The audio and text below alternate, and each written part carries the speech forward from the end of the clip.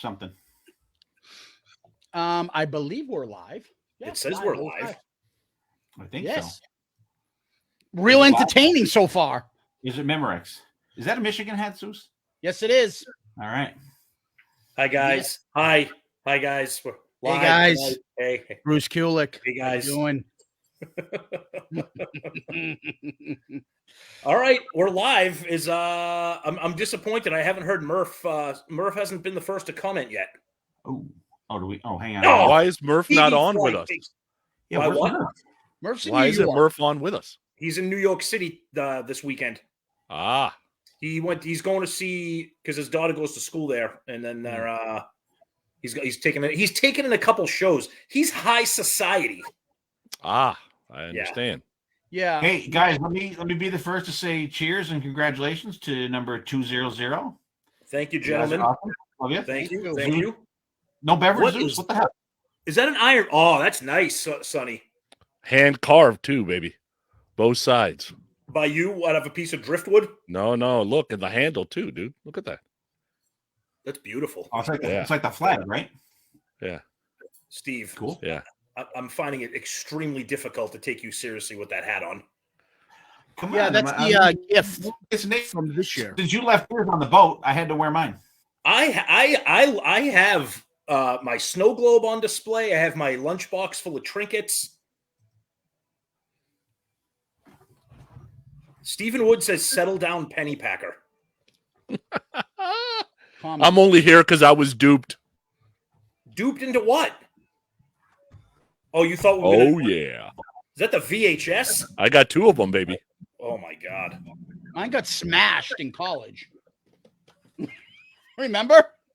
Yeah. Why did we break that? You didn't. It was Jimmy because he did something. I broke his. He had like UFC like fight 2 on cassette, and I broke his. So he took my exposed and broke. Remember that? Jack's starting off with a Prince question. Why? Because hey, how dare you? What was the Prince guitar? The first of your replicas that you got? No, actually, the Prince guitar was one of the last. The first replica I got was the Jack Daniels bass. I had it made. Michael Anthony. Yeah, but the first guitar I got was I have a Loch Ness Monster Steve Vai green in here. It's number 762. It's in here somewhere. Damn. That's with the handle, right? Yeah. 6-string though. Oh. So everybody who's joining us now, we just decided to have some fun with our longtime podcasting buddies, Steve and Sonny. 200 episode dropped today. It's Saturday night. Why not hang out and just have some drinks, shoot the shit? 200. Didn't think you'd make it to 20. Congratulations. I didn't think we'd make it to 1. You like my robe? Oh no, dude, this is not a fashion show. We should have all worn ours. No, we should not have. I can go get mine. No, don't do it. This was our Kiss Cruise. But if I do, the hat goes back on. Our Kiss Cruise 10. And everything else comes off. I was just gonna say that is a nightmare strip joint routine. Hello. We want people to actually watch, not click off. Yes. Listen, actually, the purpose of this is to introduce our new OnlyFans page. Yes, that's exactly it. We've all roomed with Sonny, so we would know what we're getting, and we don't want that. Hey, we gotta say, I have to get a chance to say, our friend Gably DeGook is on here. With us. That's right, Lisa. Yep. Yes, one of the many female listeners of this show. I think we have 2. Her and Tracy are also on here. It's not just a sausage party anymore. Yeah. Hey, author James Campion. Yes, all right, James. Great book. Yes. And I was going to say 2 if you count Tony. It's 3. Be nice. Tony was bearable. Tom, I think floated the theory that if you separate Tony from Sonny, Tony's bearable. Oh, it's my fault. Yes. That was Tom's theory. That was my analysis. Calling Dr. Tom broke down and said, if Tony is away from Sonny, then we can get a good Tony. Wow. Wow. I can agree with that. There's only one other person that agrees with that, and that's his dad. So I guess you guys are both in the same place. Okay. Well, I'll tell you, Sonny, you should be glad you didn't make it to the cruise because the ice cream there was not very good. Oh, that would upset me. Oh, That they would didn't upset have me the greatly. buckets. The soft serve was like, I don't know, milk. The soft serve you could have eaten with a straw. Yeah. That's bad. Yeah, it wasn't very good. You didn't have the rotating buckets. Oh, what do they got? Banana coconut? Oh, yeah, I'll take that. They didn't have anything like that. Hey, Sonny, Brad wants to know if your camera is in reverse. Isn't your sidewall usually on your left? That's your right. In reverse. That's my right. Yeah. No, 'cause if you look up in the corner, you can see the kiss is written the right way. Yeah. This is on my right. It's supposed to be on my right. Okay. Brad's already thinking too much. Yeah. Let's Brad, stop thinking. Brad, is Paul's star on the right eye? That would be a yes. Yeah, Murph checks in. All right. Oh, and he Murph. says, hi, Steve, and whatever, Sonny. What? I don't know. Salty Wow. Murph. You know what? You know what? Okay. I guarantee you, that's Murph. Murph's had a few beers. It's Saturday night. He's in the city. He's probably drunk. So apparently James enjoys the bathroom story. Author James Campion, by the way, Okay. who has a new book out, by the way. So we should be nice and plug it, right? Beatles. Yep. Take a sad song, right? It's about Hey Jude. So yeah, that whole, I don't know if people picked up on it. Who did we have? Oh, look, Scout's joining us. Scout Yes, checks Scout. in. Yeah. I Scout don't think checks we in. really got into it, Tom. I don't think I think we had to explain it to Eddie too. He's like, yeah, what was up with that bathroom thing? Like, well, I don't want to get banned from Kiss cruises for the rest of our lives, right? We will eventually. It'll happen. Yeah, well, thanks. But yeah, the bathroom story was a little similar to the elevator story from Creatures Fest. Let's just say that.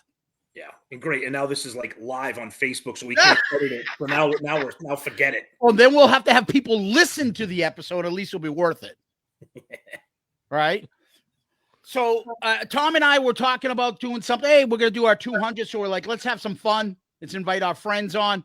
Just shoot the shit. No agenda, no draft. Just make fun of each other and laugh about stupidity.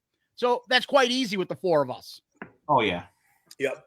And we figured, why not have our bestest buddies and longtime podcast extraordinaire.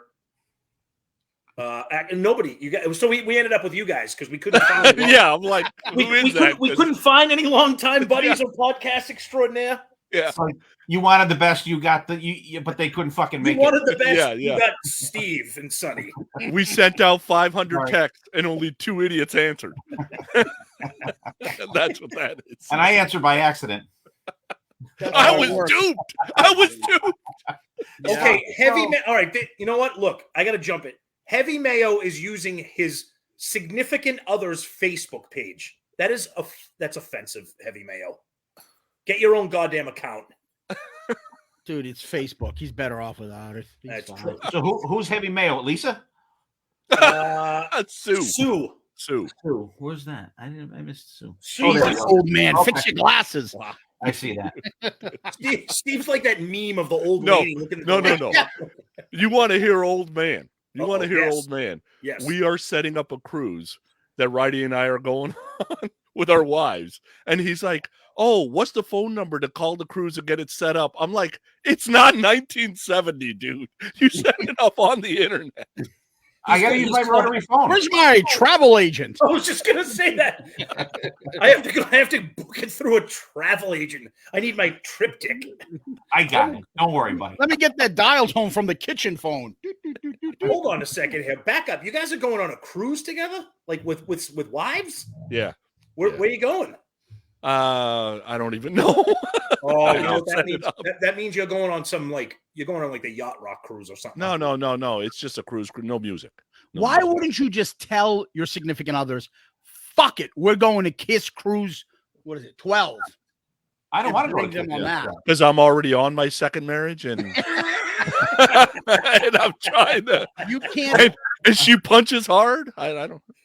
And one is Yeah, plenty for me. you can't sell a Kiss cruise. Yeah, we're gonna go on the next No. Kiss cruise. Oh, Kiss will be playing. Well, not really. Yeah. But Chris- she went on the Monsters of Rock, though. She went on one Monsters of Rock. She saw it. She's like, I'm good.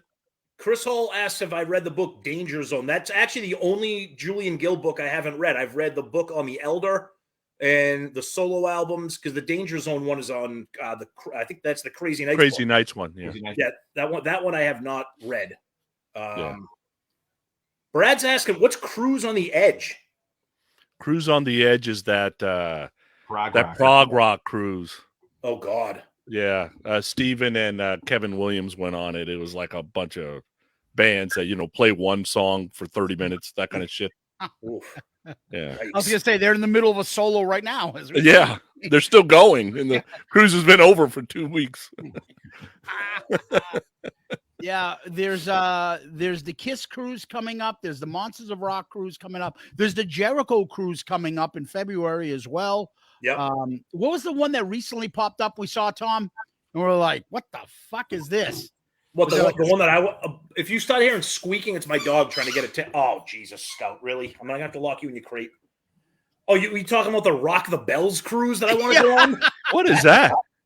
It's all like 80s hip hop. Oh, okay. Now, see, this is perfect. Sonny's like, oh, okay. Steve's like, I would go on the Rock the Bells cruise before I went on the Jericho cruise, and I love Chris, but I'm just not a wrestling fan. well, no, honestly, Sonny, I love Chris too. Listen, It would be not difficult. wrestling. I love Chris. I love could handle Ozzy. that. I watch AEW wrestling, Yeah. but All of that. if you thought Kiss tards were tough, wrestling tards are up there too. That's a tough offensive. crowd. That's Yeah. offensive. You can't say We that. have number 4 joining us. That's offensive. You can't say that. Hey, real quick, Chris Hall, getting back to that Julian Gill, the Crazy Nights book. He says it's horribly edited, but it's a cool read. It is a good read. Well, here's the thing. We've said this before when we did the Elder. Julian's books are amazing, but they're like this thick. There's no. They're great books. Hey, they're not Casada thick though. Oh, dude. The Casada book is holding up the table right now. I got one over here right now. I actually like. It's not Joey doing a very Book. good job, but it's doing it. I use That's just a Casada's photo of book his that nose. shocks the wheel on the fire truck. I actually like Joey's book. It's well It's good. written. It's The real only good. problem is it's about him. And it's 4,000 pages. Yeah. I saw something I wanted to comment. Somebody Yeah. asked me if I remembered some jobber named, what was it? Jose Luis Rivera? Something like that. I remember some wrestler like that. That's a Yeah, wrestler? Jose Luis Rivera. He was a wrestler. He used to get his ass kicked constantly. He was like the Latino SD Special Delivery Jones. Remember him, Tom? Yeah, He I had do like a remember hole in him. his back. Hey, Sonny, Brian Foster wants to know when you're going to pick XYZ for album review crew. Ooh. So Pick one- I pick thought one, about you got it. the first one. I thought about picking Hungry, right? But I do have the next pick, and the next pick is right here. Save it. Right over here. I got the album right here. Mine hasn't even been delivered yet. I will say this without giving any spoilers. I am very happy with the pick. Very happy. Yeah. Very happy with the pick. Okay, one of us is because You I don't haven't have even it yet. heard it. No, Yeah, you I don't even have it. I don't know. Yeah, we'll find out soon enough. Once you get it, you'll look. Brad Rustoven said Casada's book is like Kramer's book about coffee tables. There you go. Yeah, Joey's got his concert, that kind of reunion ZO2 in New York. Is that what's happening tonight? Yeah. I'm sure he'll do bad. The rest of the band will be fine. Nice. Yeah, he has Sean McNabb playing bass, I guess, from Great White. Is that Oh, who that's good. that's who's jumping in? Really? Yeah, I think Mark McNabb's pretty good. Twisted Sister did the last one.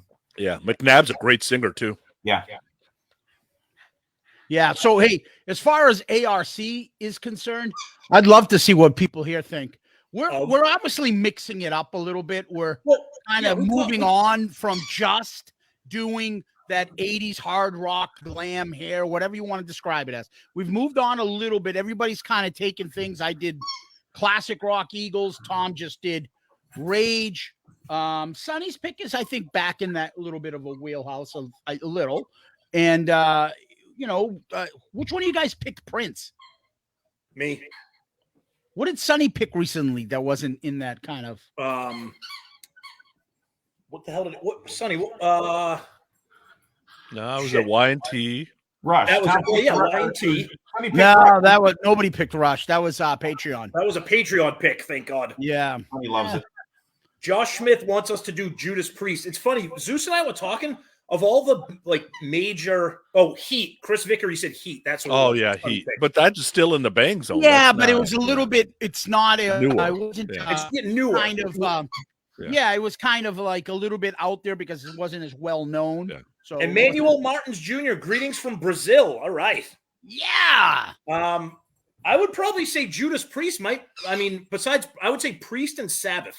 Probably the two biggest bands we haven't picked yet, right? Maybe? In terms of we haven't picked Scorpions. We haven't picked Scorpions. There's a bunch of big bands we haven't touched Halloween. yet. You haven't picked Halloween yet. Thank you. That's never happening. Lizzie Borden. That is Ever. never There you go. happening. No, that's Ever. gonna be when Steve and those guys are gonna create the SARC, the shitty album review crew. Oh, hey. They already have that. It's called Hotter Than Hell. Oh Yeah. Nice. Yeah.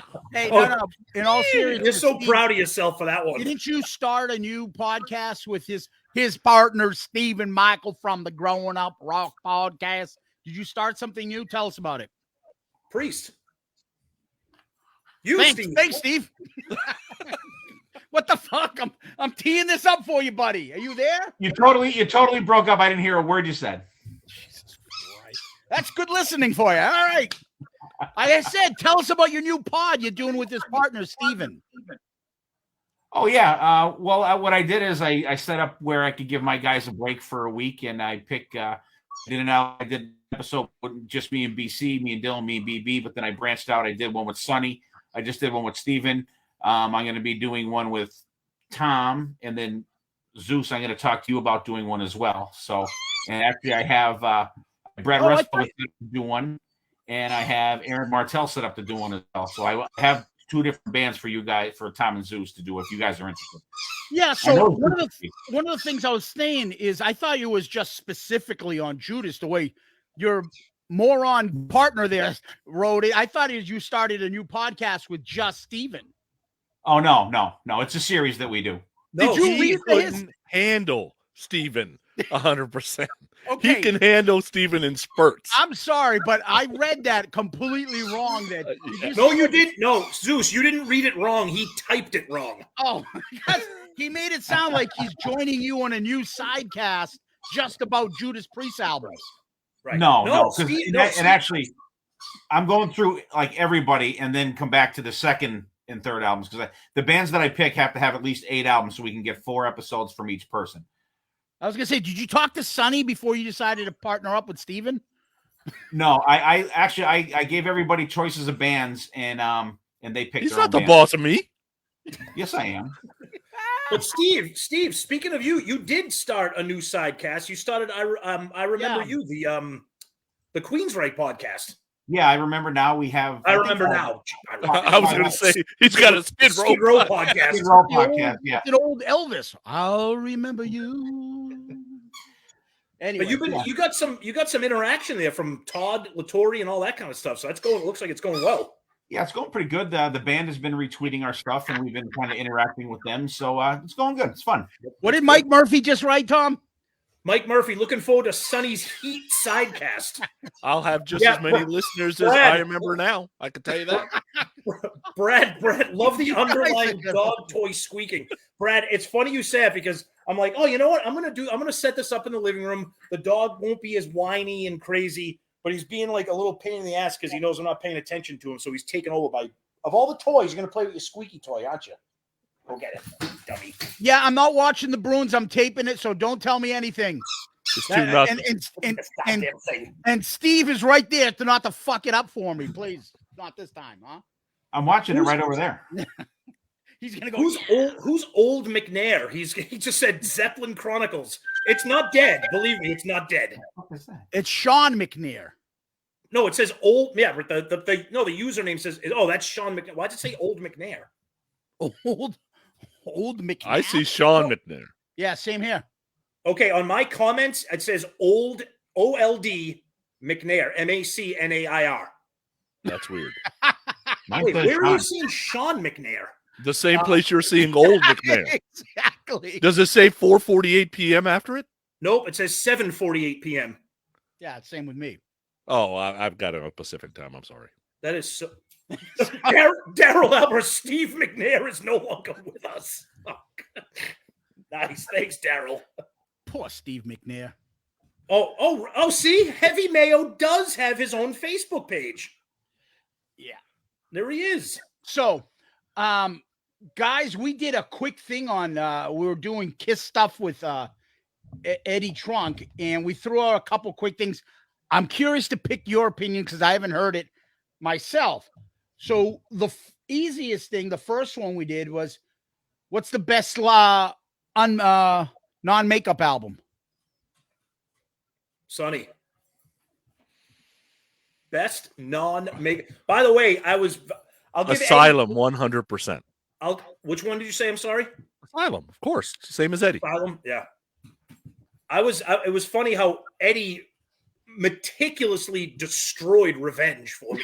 No, I don't have any problem with it. This song sucks. This is a copy. This is that. This is that. This is that. I mean, I'll give him credit because he's like surgically just ruined it. Oh, righty. We got everybody saying Asylum, Lick It Up, Crazy Nights, Revenge is the right answer. No, Asylum is the right answer. Is it me? All right. Here's a serious question. Is it me or has Asylum gotten like some like rejuvenated? Because I remember it was like, yeah, it's pretty good. It's kind of like glammy, but I feel like now that time has passed, people like love Asylum. You know what it is? It's like those. Traction. I was gonna say, you know what it is? It's like those. I don't know what the initials are of those movies. They do it like every 10 years, the greatest movies, and then certain movies keep moving up and up, and certain movies keep going down. As time has gone on, Asylum just keeps going up, and up. That's what happens. I have a different theory on it, actually. Hold on, Sonny. Brad said Asylum got so much shit because of the cover. People say that Brian Foster said the videos hurt Asylum. The songs hurt Asylum. No, I think it's a good album. It's just too of the time for me. I love it, but it's too of Radar for Love. Love's a Deadly Weapon. To me, it's Lick It Up or Revenge. I love all the other ones, but it's Lick It Up or Revenge for me. And then Crazy Nights is in there too. Yeah. Have you said anything yet? What's your pick? Yeah, the other Steve. Well, I think the best 80s Kiss album is Lick It Up, but my favorite is Hot in the Shade. Go ahead, Sonny. My thought process on why Asylum is getting some rejuvenation, I guess, is the way to put it. Yep. Hot in the Shade has always had that whole, it's demos, blah, blah, blah, right? Yep. Crazy Nights has always had this. There's too much keyboards. They're trying too much to be like Bon Jovi. Yep. And Animalize doesn't have Bruce. Right. So if you are a Bruce lover, which Bruce has made a rejuvenation, and you are Eric Carr lover, the only one you got left is Asylum. It's a good point. And I think that's why it's getting heated up. Yeah, I think people love Eric Carr and people love Bruce. It makes sense. I can't believe I'm saying it. It makes sense. Hot in the Shade has too many holes, and Animalize has some couple bad songs, and no one's gonna say Mark St. John album is the album for me in the 80s. Yep. So it's either Lick It Up or Asylum, really, or in those Bruce Eric kind of combo. So you like Hot in the Shade and the Lick It Up is I think is the best 80s Kiss album, but Hot in the Shade is my favorite because that's the one I was like kind of out of Kiss for a while. I was like, yes, there was so much other stuff. There was Iron Maiden and Ozzy and Van Halen and everything. So, but like I think Hot in the Shade came out, I don't know, it just hit me right and kind of brought me back in. And then that's when they did the tour. They were bringing back all the more classic songs, and that was the one that pulled me back in. I thought it was out. Hot in the Shade pulled me back in. That's what happened with me. Hot in the Shade was the first time in a long time I got back into like a Kiss album. Mm-hmm. Like I liked the videos from Crazy Nights and Asylum, but like you're right. And then that hit Hot in the Shade was my first tour, my first show. And then you're right. That's when they I mean, for Christ's sake, they opened up with I Stole Your Love. Yeah. I mean, imagine that. So that right there. I love that album. I mean, I'll wave the flag for that album forever. I love it. I know people say it sounds like shit and has too many songs, but yeah, the production is terrible. Yeah, but it is. I like your thoughts on Hot in the Shade about when people say too many songs. Like, okay, so you take off what? So if you take off this song, it's this guy's favorite song. If you take off another song, it's that guy's favorite song. Right. So like, I would say Prisoner of Love playlist. and Betrayed are fucking brutal. Betrayed's terrible. Betrayed, yeah, and so is Prisoner of Love. Those two Gene ones. Whereas I like Street Giveth and the other one there that he has towards the end. Let's look at a couple comments here. A lot of people saying Hot in the Shade. Lick It Up. Mark Cole says Eric killed it on Asylum. Yes. Brett Millhouse, the artwork for Revenge is better than Asylum, but the songs on Asylum are superior. Woo, that's a hot take. Yikes. Yeah. The thing I wanted to add, though, Tom, is on Lick It Up, it's got three of, for me, the best Kiss riffs in all their catalog. First of all, the Lick It Up riff, A Million to One, and maybe my favorite is what do you call it there? All Hell's Breaking Loose. All Hell's Break, that fucking riff. And that's all, these are, I'm assuming, all Vinny. Because they stand out for me. And I think those songs and the choruses and adding a guy that wrote so many, a third member of the writing team made a huge difference. I think it's funny how people, I mean, we haven't reviewed Lick It Up yet. Yeah. But we did review Creatures of the Night. I've said this before. I don't know if it's like the old Paul Stanley thing where people like listen with their eyes, because people love the Creatures album cover, the Creatures costume, the tank stage. But to me, Lick It Up is 10 times the album that Creatures of the Night is. That's just me. No. Oh yeah. But I think because it's got a boring cover, a white background, Vinny looks stupid. It's non-makeup. People are like, yeah, it's a pretty good album. But that Creatures cover is awesome. Oh, the tank stage is awesome. What would you do? Okay, I'm curious. What would anybody do for Lick It Up? Like I think it's a perfect. I don't want just close up of the face. I like them standing up and Gene cut the tongue, so you know who that is. Yeah, I don't have a problem with it. I think it's about as good as they can do. What else would you do for Lick It Up? I don't have a problem with it. Not at all. I'm just asking everybody, putting it out there. What else would you have done? I mean, really, here's the band without makeup, four of them standing out, looking like a band did in back then. They didn't have makeup on their face like they do later on when they do Animalize and stuff. So yeah, or you got to go stupid, right? Or you got to go stupid. You go with there's whipped cream everywhere, there's women everywhere, and there's a lot of licking happening. Like that's like just. So something I like the way the cover is, and I like that there's a little bit of cover on it, a little bit of color in it. I like that Gene looks great. Like there's. I think the Lick It Up cover is good, but I'm with Tom. It is a better album than Creatures. I agree too. And you know what? And that's the best that Gene has looked until they put the makeup back on. Well, at least until Revenge. I agree. Yep. I wasn't in love with the ponytail thing in Revenge either. I think it looked better. Lick It Up. Oh, I think so too. But I mean, it wasn't the what they call him, the B. Arthur look. Yeah. Throughout the rest of the albums. So I think that was probably the best up until then. If you like the grungy Gene, Yeah. But that was still better than the the Asylum Gene. That was Gene at his horrendous peak. Would you have rather? What was the band at like their image, like horrendous, like image? Well, let me ask you guys: would you have rather had Gene? We know he cut his hair for the movies. Yeah. Just leave your hair short. Is it okay that the guy looks like Flea, basically? In 1984, 85, 86, 87, when everybody's hair is long? I don't think the way Gene grows his hair, he can't grow his hair long. It's too thick. It grows like a bird's nest. So would you have rather had it just short? He cut it for the movie, he just leaves it short. What, like The Elder? Like that? No, I'm talking, well, it's not even going to be that long because think about Runaway. I mean, his hair is gone. He can't do that. He can't be in Kiss and have his hair that short. See? So he had to do something. Yeah. Yeah, he did. But the whatever wigs they like, that rat's nest that he has on for the Animal Eyes Live Uncensored is like, but it honestly doesn't look much different than what he has today, and it's his real hair today. It's true. It's true. That's his real hair. So you think he's not wearing a wig right now?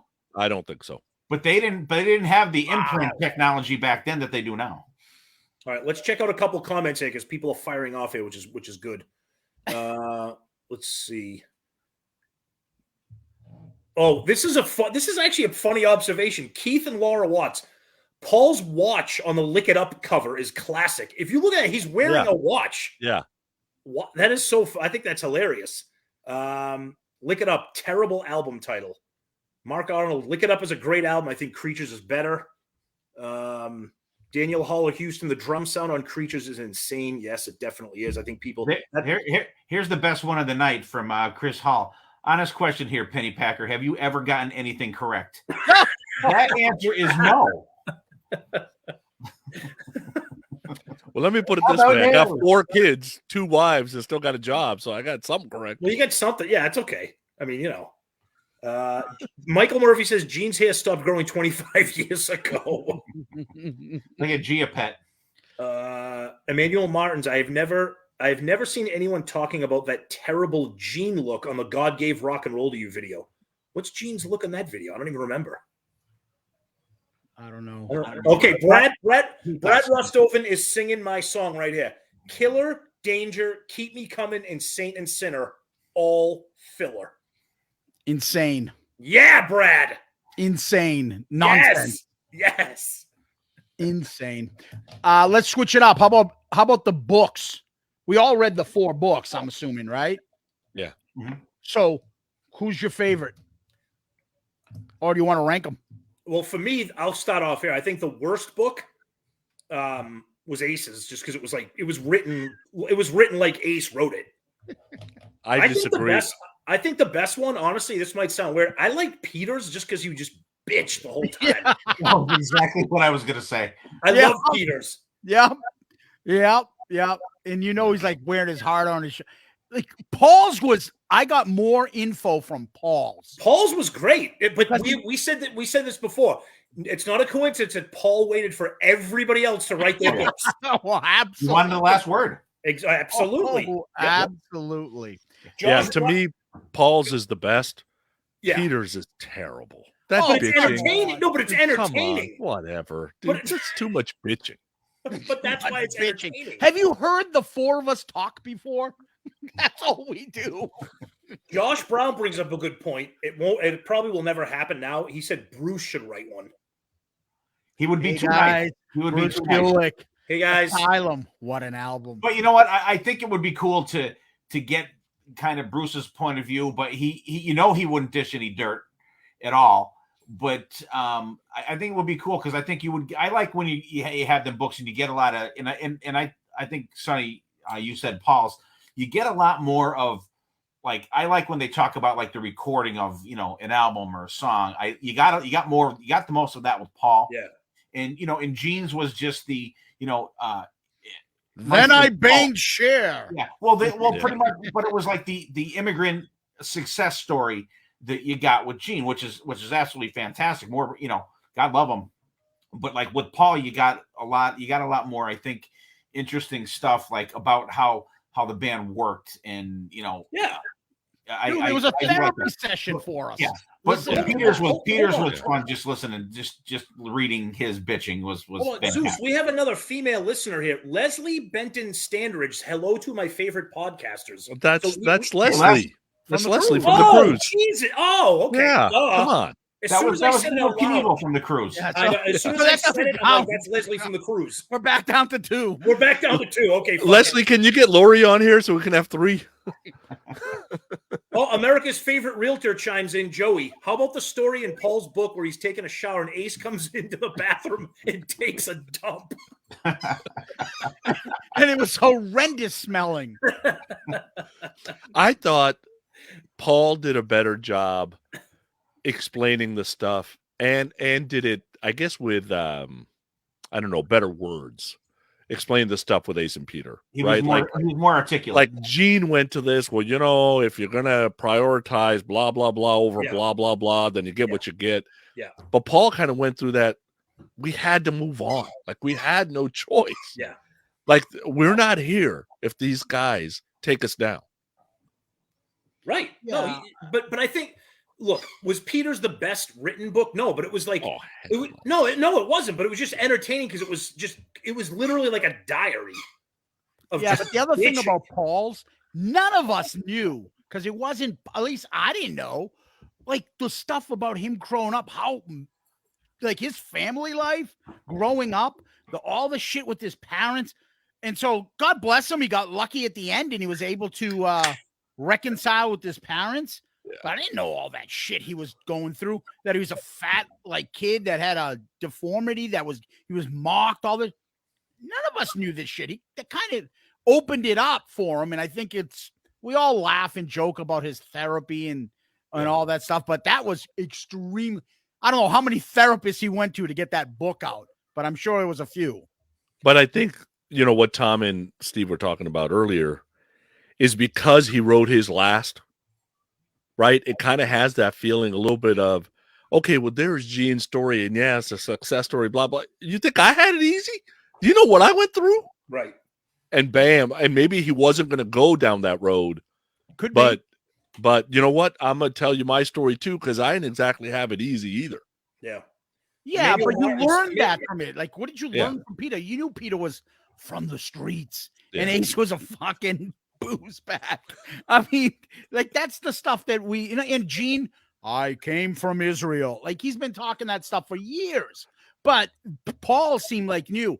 But the other part, like, mind you, there's obviously all that stuff that we talk about Paul that he never, like, he'll never admit to himself. His things that bug his insecurities and stuff. He'll never talk about that stuff. But I don't know. I just found his book to be more info that I didn't know. Emmanuel Martin says it's not an autobiography, but the Eric Carr story is a great book. Yeah, that's Greg Prado. Yeah, remember? Yeah, that's a great book. And I mean, speaking of Greg Prado and books, I've got a few of Greg's. Take It Off, Kiss Unmasked. It's pretty good. The Unmakeup era, fucking phenomenal book. Oh, I forgot. The other thing on Paul's book is I didn't read it.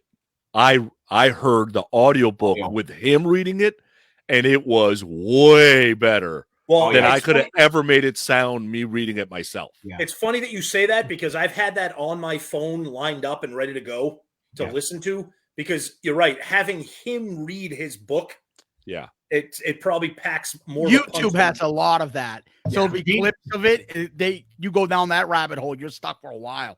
It's fascinating. Gene reads his too on audiobook. Yeah. And that's why I liked his too. But it was just a little, it was a lot of me. But that's just who he is. Make sure they remember that I banged this chick. Yeah. Like you want to do something special. Give me the audiobook of Ace reading his own book.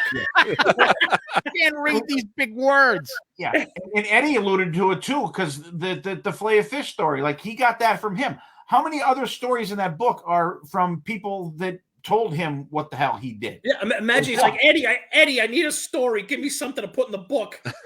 Like he bought Kramer's stories. How much for the whole lot? 1,500. I'll give you half that. Yeah, just about right. Yeah, I don't know. And then if we want to say what the worst book, I mean, let's be serious. Backstage Pass, that Paul Stanley book is. Oh my God, brutal. That is like brutal. That is like. I'll never forget when Zeus and I said, "Oh, Paul's got a new book. Let's get it, read it, and we'll do an episode." I remember I was on chapter 1, and I said, "Zeus, this is gonna be bad." Yeah, that was bad. Fucking that was bad. Horrendous. Oh my! You need to live your life pure. You need to be kind to people. You need to learn how to forgive. Fuck Peter Chris. Fuck Peter. Yeah. Yeah, the next chapter, fuck Peter Chris. Yeah, exactly. Oh, Jesus. Now, talk about sensitive. Gene was on Bill Maher's show. Mind you, I love them both. So, but when he was on there, and Tom and I talked about it, he tells the story. At one point, Bill Maher goes, listen, like, your partner, like 20 years ago, he was on Politically Incorrect. Like he made a point, and I kind of maybe embarrassed him when I came back. Like, tell him I'm sorry. Dude, he's remembering that Paul was sensitive to something 20-something fucking years ago and has never forgiven him for that. Spending time with Paul and having a conversation with him and trying not to offend him, it must just be like walking through a minefield. Yeah. There's just there's no way to do it. There's no. What about there's the story no on the cruise, Tom? Tell him that. Which one? The story about him shoving the drummer aside. Oh yeah, when we had what's his name, Dallas from the LA Maybe. When he was like, "Oh, get a picture," and he's like, "Not right now." And he literally did like the Heisman, and it's like. And then the lady said to him, "Listen, I know that may have bothered you, but that's going to bother him for so long afterwards. He's going to be talking to his therapist about what he did to you for a while." Right. That's probably going to bother. Right. It's going to bother him more than it bothered you. Yeah. Yeah. Well, then don't fucking do it. I got, not that I'm always this way, but go ahead. Paul has grown up in the limelight. Sure. Right? Like the guy deserves kind of a break. Like he doesn't have to share his sensitive side. He can be sensitive if he wants to. He earned it. Right. It's got to be hard growing up. And all lights are on you for 50 years, dude. Come on, that's got to be there's a difference between to be a dick. Yeah, exactly. There's a difference between being sensitive and being completely and totally humorless and not enjoying. Yeah. He never, ever, ever looks like he's enjoying anything. Well, even on the cruise when he was doing the stories with Star Child, when he was sitting and everybody, he looked like he was like it was like he was being cross-examined for an hour. People, but think about it. Out of the four, who hears the most negative shit from fans? He does. He does. Well, why is that? I would be the same way. But it's the chicken or the egg, though. What's causing that? Yeah, but now it's done. Right. Like he's not gonna change. It's done now. Right. I mean, Paul's got the limelight. Sonny, what the fuck is your excuse? Oh, I'm just a miserable fuck. That's my excuse. Yeah, let's be curmudgeon honest. number 7 or 6 or number something 7. Like No, you're Sonny. You moved up in the ranks, I recall. Yeah, the thing with Paul is like he doesn't need to. He's beyond a sensitive rock star. It's beyond it. And he's dismissive. He's dismissive. Yeah, the whole like therapy shit. And we've heard it, the rumors. I'm sure you have heard it too, from all different angles of, his therapist. Everything needs to go through therapy and stuff. It's just fucking ridiculous. Hey, speaking of why he needs therapy, look who's over there. Who? Listen. While he's here, I think someone should ask him, what the fuck did Paul have sex with a girlfriend of yours? What the fuck did Paul do to freaking Stanley here that you fucking have this, I don't know what to call, obsession of fucking with Paul? I don't get it. See, now I'm thinking of Costanza when he's like, "Oh yeah, well I had sex with your wife." His wife's in a coma. and that's what I would have said. Yeah, I get it. Maybe he wasn't like that, but Sinking Stanley over there drove him to that, Sonny. So I don't know. Tally, forgive me if I'm pronouncing this wrong. Tally Faulkner. Paul was always flirtatious and friendly every time I met him. I think he prefers his female fans. Absolutely. They don't judge him. Yeah. They don't. He doesn't hear negative from them. You can do no wrong. Yeah. Yeah, but they don't help the situation, though. Hold on. But there's wrestling comments. Cliff King says Dick the Bruiser was the best name for a wrestler? Yeah. Who the fuck is that? The Bruiser Brody. Isn't that his name? Hey, did you see Tim's answer? What? Paul threatened me, my wife, and my family. Oh, God. Paul didn't threaten you until after you said something. He threatened to, he dox him, right? Basically. So come on, dude, you were posting those fucking unicorn photos of him and Tommy for years before that came out. Come on. Let's be honest. But that's all right. That's all right. What did you two do to get on Joey's shit list? Why is he doing that to you now? Oh, I know. Thank you. I said the same thing. I'm like, wait a minute. Now he's all of a sudden, he's our friggin' sinking Stanley. It's like he's taking pictures of here. He's taking pictures of friggin' Steve Martin and John Candy in the bed. Yeah, and it's, I said that to him. Like, what is going on here now? All of a sudden, yeah, he's very preoccupied. I don't know where it came from. He must have heard something. And by the way, did anybody pick up on the episode previous when we had the little kid say, "Hey, Tom and Zeus, why do you have to swear so fucking much, you assholes?" That's his son. He sent us that Joey's video. son. That was his son in the back of a car. He sent us this video. I'm like, what the fuck is this? He goes, "Hey, Tom and Zeus, why do you have to swear so much, you fucking assholes?" That's Joey's like 10-year-old. That's like the jury. If you want to be a comedian like me, then you can't swear. What are you doing, you fucking piece of shit? Yeah, exactly. What are you doing, you stupid fucking... that was Joey's. He says he listens in the car with his kid. He's like, what the fuck? Yeah. Wait, here we go. Couple comments. Michael Murphy goes, "Wait, those pictures of Tom and Zeus were photoshopped?" Yeah. Yes. Oh, that Jack Pinocchio's got a good one. Maybe Joey is the Tessio of the group and he's talking to three sides. Oh, Jesus. Oh, God bless. God bless. Goodness. There's a lot of negativity in the podcast world. Thank God us four are so positive. We're always all the time. So, all right. So give us something to be positive about. I will say we're realistic is what we are. But Steve, you're right. But the problem is realistic to a lot of people is another word for negative. Yeah. Oh, absolutely. And God bless we talk about this all the time. Everybody has their own way of doing their thing and run their own show the way they fucking want to show. So if it works for you, that's great. Keep it up. Do what you want to do. How the fuck can you talk about? I just don't get how you can talk about Kiss and always have like a serious tone. But come on. Well, it's not even that. I don't know how you can talk about anything and be either A, serious all the time about it, or B, not be critical about it like at all. Like how can you just always just like love like all the time? Accept everything. That's just not human. You know, I'm not saying that you have to go out of your way to like find stuff to bitch at and nitpick, but commenting on, like it was funny, Zeus, me and you kind of had a little bit of a laugh when we were talking about the show in Japan when they added Making Love to the set list. Oh. Right. And well, but this is what I'm saying. So, and I said, okay, we give them shit for not doing anything to the set list. So they did something.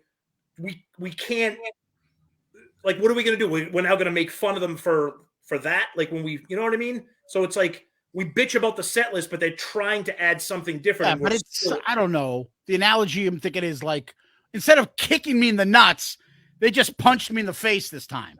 Like, I agree. It's still like the fuck. Oh, you added Making Love. I'm telling you, since 2012, take out the monster tracks, whatever they did on tour. Since then, I think they've played no more than 30 different songs. Jack some Pinocchio. Songs go in, some songs go out. That's it. Philip Atlanta says Making Love is so bad live. Yeah, now in 2022, it's bad. And Jack, it wasn't good before. Out. They added Making Love. They didn't take anything out. They added it into the set list. All right, so if Making Love was just a yawn, okay, what if they threw in?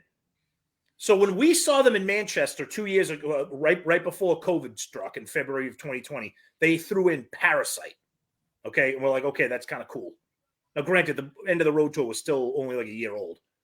So they throw in Making Love, and we're like, oh, what the fuck? That's bullshit. So what would they have to throw in for us to be like, okay, that's pretty cool? We heard Two-Timer, Love Him and Leave Him. Why don't they throw those in? Take Me.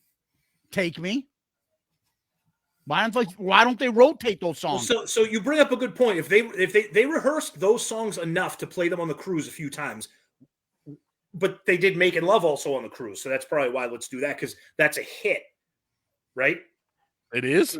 Well, it's on double platinum. It's on Alive too. So? But I'm saying, and they've played it in the last 20 years. I'm saying in their minds, they're not going to play Take Me on the end of the road tour. I'm just pretending, I'm thinking in their mindset. because maybe they're thinking, well, they've heard Making Love on Alive too, so that's another association with the song. Right. But Two Timer and Love 'Em Leave 'Em, they weren't on anything. Anything that they released besides the studio albums. I'm telling you, if they did Come On and Love Me and I Stole Your Love in Japan, we'd all be pissed that they didn't do it here. Peter Wexler says they took out Tears of Falling. Peter, if that's correct, then I stand corrected. I didn't think they took anything out. I thought they just added Making Love. So if you're right. Yeah, Mark Flores says Almost Human. Yeah, that's never going to happen. Thank God. That'll shut your mouth. Almost Human. I'd be me and Wrighty might be the only. Actually, Wrighty, I don't even know if you like Almost Human. I know you like Love Gun, the album, but I like it. Okay. I just hate Then She Kissed Me. Proves my point. The Halloween dumbass likes it. Proves my point. Dude, I would hear a fucking deep cut off of Monster before I hear some of these fucking songs they've been playing on the end of the road. Our buddy Gary Cap is here. Hey, Gary. What's up, buddy? Hey, Gary. Yeah, Gary. Woo. What up, GC? Yeah.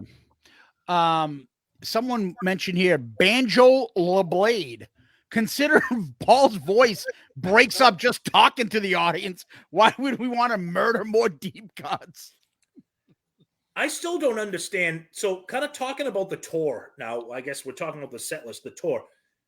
I just don't understand how you cannot bitch about the set list. Oh, I'm not. We're done. I'm done. No, I won't do it, Steve. You're right. Thank you. So let's do a fucking live cast bitching about people bitching about the set list. Let's do that. Right. No, but I want to know how. Christ. And I'm not bitching about Paul's voice. I'm just kind of commenting on the whole band and Paul. How are they going to pull off like another year of this? I don't get it. Because they're kiss tards and they'll fucking pay and do everything. Hey, will we do it? Yeah, we'll do it. Yeah, but Zeus, you said it best. How can we miss you when you haven't gone away? They have. I don't know if it was Eddie. I don't know if Eddie Trunk said it on his show or if somebody said it on another podcast. Somebody said it where they're like, if you keep coming back to the same area over and over and over again, and you're still charging $100, eventually you're going to be like, you know what? I'm all set. I don't want to do this. I don't want to do this. Hasn't happened yet. Hasn't happened yet. Sonny, I think you're right. I think the only way that we'll figure that out is if they announce another 50 dates in the United States next summer, and if they're not selling. That's the only way. I think that's okay. They couldn't do what a portion of what Metallica does, spread out dates in big parts of the country and do a stadium here and there. Are you out of your mind? Dude, no? They're playing to 8,000 people in Manchester.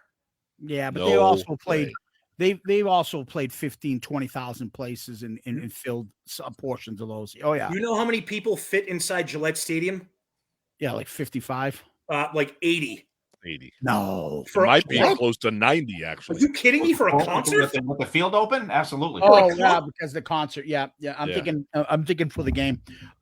So all I'm saying is if they spread it out, right, and just did it, and then if they brought back the originals and spread it out and did 10 shows throughout the spread out around the country, they would easily sell out. Easier on the band, easier on Paul, and still make a killing. If they came back and did one night in Boston and then left New England, maybe. But the problem is they go to Boston, they go to Manchester, then 6 months later they come Hartford. To Great Woods, then they go to Hartford, then they go to Mohegan Sun in Connecticut. They're saturating the region to the point where it's like enough, and we know, and forgive me, we're going to bitch about the set list. Yeah. It's the exact same show. I agree with you. A way to make there be a demand for you to come back. Perfectly said. You have to make people want to see you. But it hasn't been a problem yet. Also, Sonny, you're also correct. 100%. So it's never going to be. You only got 2 or 3 years left. That's it. Right. So it's never going to be a problem. Joseph Collins says 68,000 sells out a Patriots game. Now, Zeus. when you have a concert, you're putting another 10,000 on the field? Oh, 20 maybe. Okay. Easily. Zeus, so to your point, right? Okay, the 4 originals get back together. Could they do 15 dates spread out in the U.S. and fill arenas / stadiums? I'm not going to say that's not possible, but here's the problem.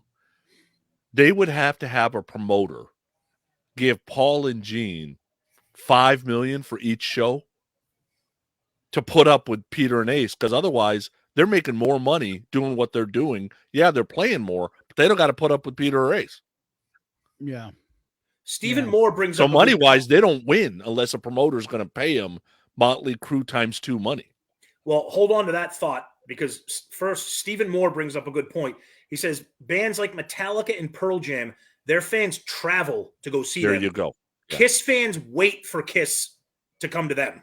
Because they don't have to travel, because they'll play everywhere around That's them. Right. And now it's too late. You And can't then- change it now. It's too late. Yeah, because you've already got the reputation. Why do I have to fucking do anything? They'll be here next week around There the you corner.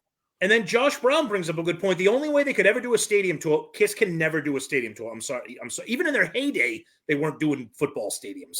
Not in the United States. Why? No, why they could if they did like Motley Crue. Fenway? If grab they did like- Fenway, yes. Yeah, if they grabbed it, but if they also grabbed a big band, a Def Leppard, All right. or something So like let me that, ask you this. yeah. So let me ask you this. Why is Kiss either doing these gigantic 2-3 day weekend festivals with 80 bands?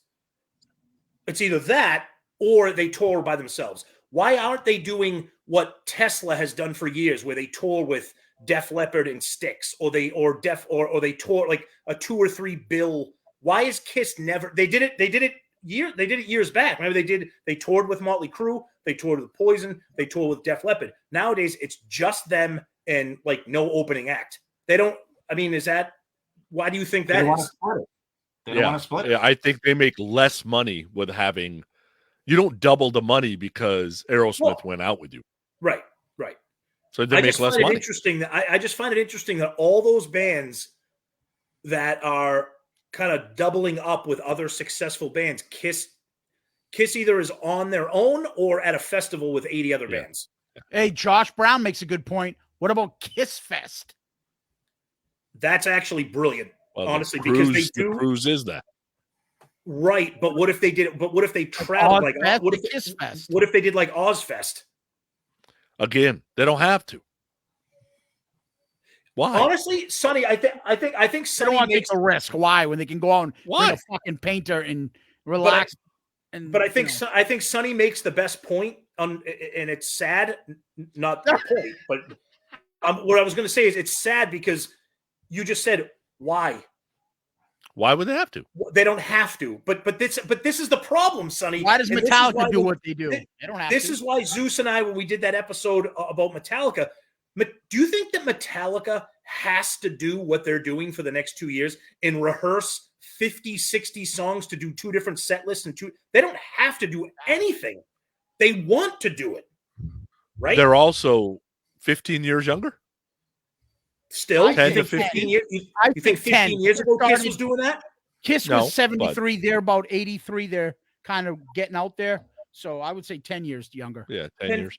Right. And I'll tell you, the band right now, they can come to the States and sell out as many dates as they want, anytime they want to, and still only play like 30 dates in the U.S. And a super fan like me can't even get to a show because they're nowhere around me, is Iron Maiden. Like, they don't care. Here's where I'm playing. If you can't come see me, too bad. I sell out anyway. I'm only playing 30 and I'm out. Yep. And they only But that's- come once every maybe 18 months.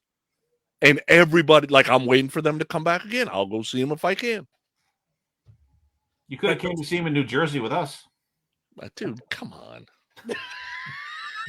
There's a couple- He always makes it sound like he lives like 2 hours away. Everything is 14 hours. But look at what Metallica's doing on this tour they just announced. They're playing like if you put like on a map where they're playing, they're playing in like big areas and they're going to make people come to them. You know what I mean? I think what Metallica's doing is incredible. And for some reason, today, driving home, it entered my mind, oh, they're only going to do Sandman once? Imagine. Wow. Well, I think the funny thing is, I was thinking this because I was talking to my buddy However, here's a good question before you move on. Yeah. Is Sandman bigger to Metallica than Rock and Roll Night is to Kiss? No. No. Isn't Sandman a Diamond album? No. He's saying Isn't Black is more like popularity wise. more to the fan? To the fan? Like to the fan. If you Rock talk to Roll 100 Night. fans, if you talk to 100 fans and say name a Metallica song, 100 rock fans, you don't think Enter Sandman would be a top thing they say? No. I think you'd have a bunch of variety. I think he's saying, like, would you put Enter Sandman for a Metallica fan the way where you'd put Rock and Roll All Night for a Kiss fan? I don't think so. I think it's close. I think it's close. No, I mean, you could name a bunch of other songs too that are pretty big, and I'm not the Metallica fan. I listen to what you guys say about Metallica. I think the bigger thing with this tour, like Sonny said, yeah, they're only going to play Sandman once, is how are they going to juggle that set list? Because, okay, if we play Sandman on Friday, then we can't play Master of Puppets on Friday, because that means on Sunday those people won't hear Puppets or Sandman. That's my point. There are other songs like that. They're gonna have to pin off the hits. Like, do you think they care? Yeah, of course they care. Yes. Yeah, people will get upset. But do you think they're going to set their set list up like that? Like, okay, we got to do this one night. Yes. So they don't miss this the next night. You think that? Yeah. Well, they're going to have no choice, Steve. Think about it this way: they're going to have no choice because they're going to play two completely different set lists. So if they're going to do that, they might as well mix in, like, say, night one, we'll throw in Sandman and Fade to Black. Night two, we'll make sure we play One and Puppets or whatever. You know what I mean? Yeah. Or like Kiss would do, like, hey, on night one, we're going to play Rock and Roll Over, Destroy and Love Gun songs. So, night two, we'll play Sonic Boom, Monster, and Psycho Circus songs. I would take that because it's different. Hold on. Let's back up to some comments. It's been a while because now we're talking about Metallica here. They've been closing with Master of Puppets. Master of Puppets will take over now because of Stranger Things. I really hope that a bunch of 13-year-olds don't dictate their set list. Metallica is only doing 23 shows over 2 years. That's the only way they can pull off what they're planning. That's what I'm saying. Cut it in half and Kiss could do it in 2 years. Chris Hull says, for the love of Judy Ho, who gives a shit about Enter Sandman? Judy Ho. Jimmy Carston, congrats on 200. Let's see. Mark Cole, Metallica keeps records of which deep cuts they play in each city, and they make sure to not repeat the same deep cuts in the same city. Stephen Moore, first set of ticks were 2-day tick. Yep, I got mine for Foxborough. The only problem with that, Steve, I think we talked about this, that Foxborough shows in fucking 20 months. Think of that. I just bought tickets for a show that's in August of 2024. You could move by then. Like, your life could be complete. James Hetfield could, the band could, who knows what could happen. That's, I don't know, that's crazy. Most shows you're buying a year in advance now, anyways. Big shows like that. I have never bought. I have too far out. I have never bought tickets. I have never bought tickets that far out. Oh, not that far out. No, but a lot of shows are like you're buying them like a year or 8 months to a year in advance. The bigger shows. We went to see Iron Maiden. I bought those tickets probably a good 7-8 months before we went to the show. This is 20 months out. Well, I mean, that's crazy. That's insane. Right. Yeah, and then Heavy Mayo likes to rub it in that I'll be 51 by the time I go to that show. Thanks, Heavy Mayo. Appreciate it. I'm just not enough of a. I think it's a great idea, and I like Metallica. I'm not a big enough fan to go see that. See, for somebody like me, where Metallica is just a notch below Kiss, this was just like my fucking head exploded when I saw the announcement. I mean, if it was Maiden, I'd been the first guy in line and go get tickets. Right. So. Yeah, of course. I know. I didn't know that about Maiden, that they're picky where they play. I didn't know that. Oh, it's not that they're picky. They just, here's the dates we play, and we're out. We are all in our 60s, and we are not going to the U.S. to go play 100 shows.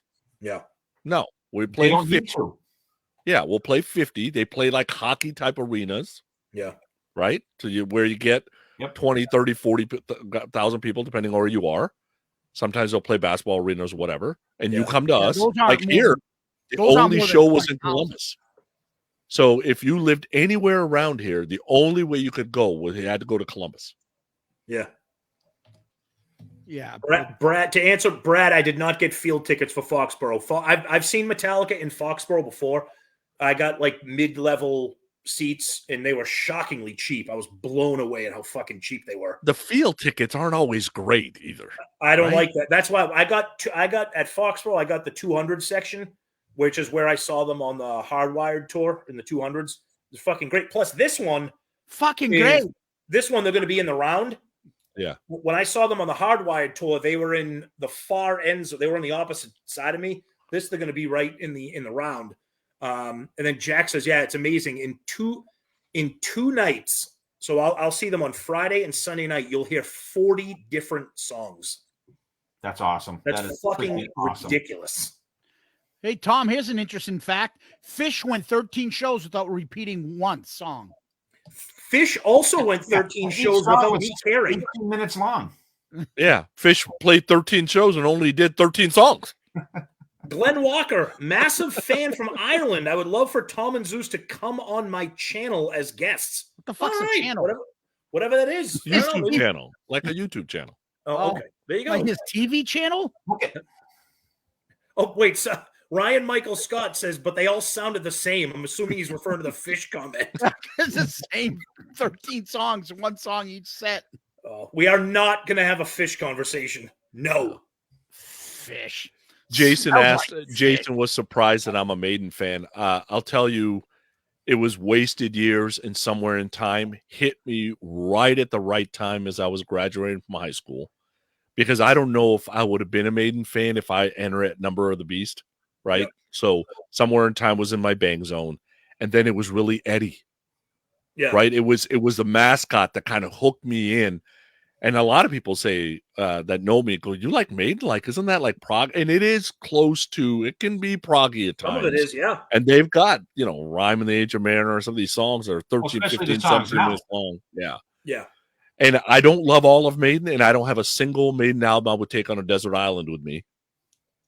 Right? But I do enjoy a lot of Maiden, and it's one of the best bands I've seen live, and it's one of my top 10 bands. It's just one of those where the visual, the mascot, the aura, the vocal, it's just the right kind of chili, I guess. I don't know how to put it. Sonny, you said something which reminds me. Is there a Perfect Kiss album? To me? Yeah. Yeah. Do the solo albums count? Yeah, of course. Paul would be number one. Paul would be my number one Perfect Kiss album. Hold Me, Touch Me? Yep. Exactly. Love it. Love it. Absolutely love it. Steve, I can't. Yeah. But I mean, seriously, that's the problem that Kiss has. Like, there's not one for me. Hold on. There's three for me. There's three for me. Hold on. This is a great talk. Before we get into that, let's fly through a couple comments here just to make people. Jack Pinocchio wants to know, Maiden, do they do meet and greets? Nope. Okay. They do have like a pre-party thing once in a while for Trooper Beer club. And Steve Harris has been known to show up to a few of them, but there's no like they don't do meet and greets. You can run into Nico. You won't run into really anybody else. Yeah. Josh Steve Brown Harris says walk around all the time on the Mork, like by himself. He was only there once. Oh. Yeah. Josh Brown says, I'm trying to get into them. I'm assuming he's referring to Iron Maiden. Where should I start? Depends on what kind of music you like. So if you like more of the melodic type music, I would start at Somewhere in Time, Seventh Son of a Seventh Son. If you like more prog music, start with their newest stuff. And if you like straight new wave of British heavy metal, you want to start at Number of the Beast and go that way. Yeah. Okay. Power Slave and that kind of stuff. Yeah, it depends on what you like. Heavy Mayo wants to know why Murph is not present. Murph is in New York City with his family. Murph's getting some culture this weekend. Exactly. Yeah. Murph's being a smart guy. Murph's stuck in a locker. Let's see. Looking at it. Glenn Walker says Sonic Boom is a Perfect Kiss album. Glenn, you must be under the influence right now. Stand by my horrendous. side. Beyond I'll horrendous. be next to you when you need me. All right, get back to the Perfect Kiss album. There isn't one. Yeah, there's always something with a dent. There's something there. The closest, I will say this, the closest one for me, and there's still a little bit of to them. The closest to me is Dress to Kill and Dynasty. Only because now that I think about it, Dynasty might be the closest thing because I really don't dislike anything off it except Correct. charisma. It's like, The only thing on Dynasty that gets me is the Savior. oh, I love that. Other than that, the chorus I is can bad. live with that. Yeah, the chorus is okay, but you're right. Overall, I mean, there's no skippers on that. Rock. I would say Dynasty, Rock and Roll Over, and maybe Dress to Kill. I can do Destroyer for me. I'm Oh, sorry. no way. Yes. God, no Yes. way. No way. If it wasn't for Beth on there, I'd be good with that one too. Destroyer's I not do- even I in say my that. top 10 of Kiss albums. Yeah. There you go. Completely overrated. Okay. Yeah, there you go. Completely overrated. Over my point. Yeah, But if you go back and you listen, I don't care. I will still hear when you're alone. I listen. If I'm in the car, nice, easy, and Beth comes on, and it's Peter's vocals. I prefer that any day to Okay. any fucking Eric Singer All right. live shit and anything like that. Stevie Flythe wants to know what's keeping Rock and Roll Over from being a perfect album. It's Oh, not. That's easy. one of my 3. So it's Easy. Paul Easy. Solo, Asylum, and Rock and Roll Over. I can't believe Those are- Hold Me, Touch Me. I love See? Paul's album. Love that song. See You in Your Dreams is fucking not good. No, that's not bad. Not good at all. It's not bad. It's not the best song on that album, but it's No, it's not that. I would say, At all. honestly, I would say Dress to Kill and Dynasty. Because everything else has at least one or two. I'm just like, I mean, I love Creatures Unmasked. for me. I mean, I love Oh. Unmasked, but there's a couple songs on there that are like a little for me. Steve, what about you? What do you think? Like I said, I think Dynasty is really, really close to Perfect Kiss album. There's nothing I skip on it, and that's how I go by. Like, what albums have stuff that I skip? Yeah. And in thinking of it, I don't really skip anything on Dress to Kill. I don't really skip any. Actually, I don't even really skip anything on the first Kiss album. I don't turn I up don't anything mind for my baby. You turn that fucking song up. Oh yeah, I well, don't. I don't turn it. Here, I'll put it this way. The chorus is I bad. don't turn it up. But if I'm playing my vinyl, I don't get off my lazy ass to move the needle to the next You song. don't get up Like I to do put for it Beth. on. Like I do for Beth or for Hold Me But you Tight, get off your lazy ass to put the next Halloween album on? I don't understand why. because it's great. Hold on. Doug Bentley says Dress to Kill side 1 is filler. That's it. That is madness. Because it has really not that many like songs that became I don't know, not hits because Kiss doesn't really. God, I love Room Service. It's one of my favorite Kiss songs. Absolutely. That song's fucking Two fantastic. Timers awesome. I mean, the one that, for me, Oh, Revenge. I don't like God Gave Rock and Roll to You. That's terrible. And Tough Love Yeah. is a little. Tough Oh, Love. I is- like Tough Love. Love. It's not bad. That's a Live, it's good. That's a terrible song, and poor Bruce got to hear it firsthand from us. What about Lick I It wrote Up? that song. What about Lick It Up? Oh, Lick It Up is fantastic. No, but I'm saying is that.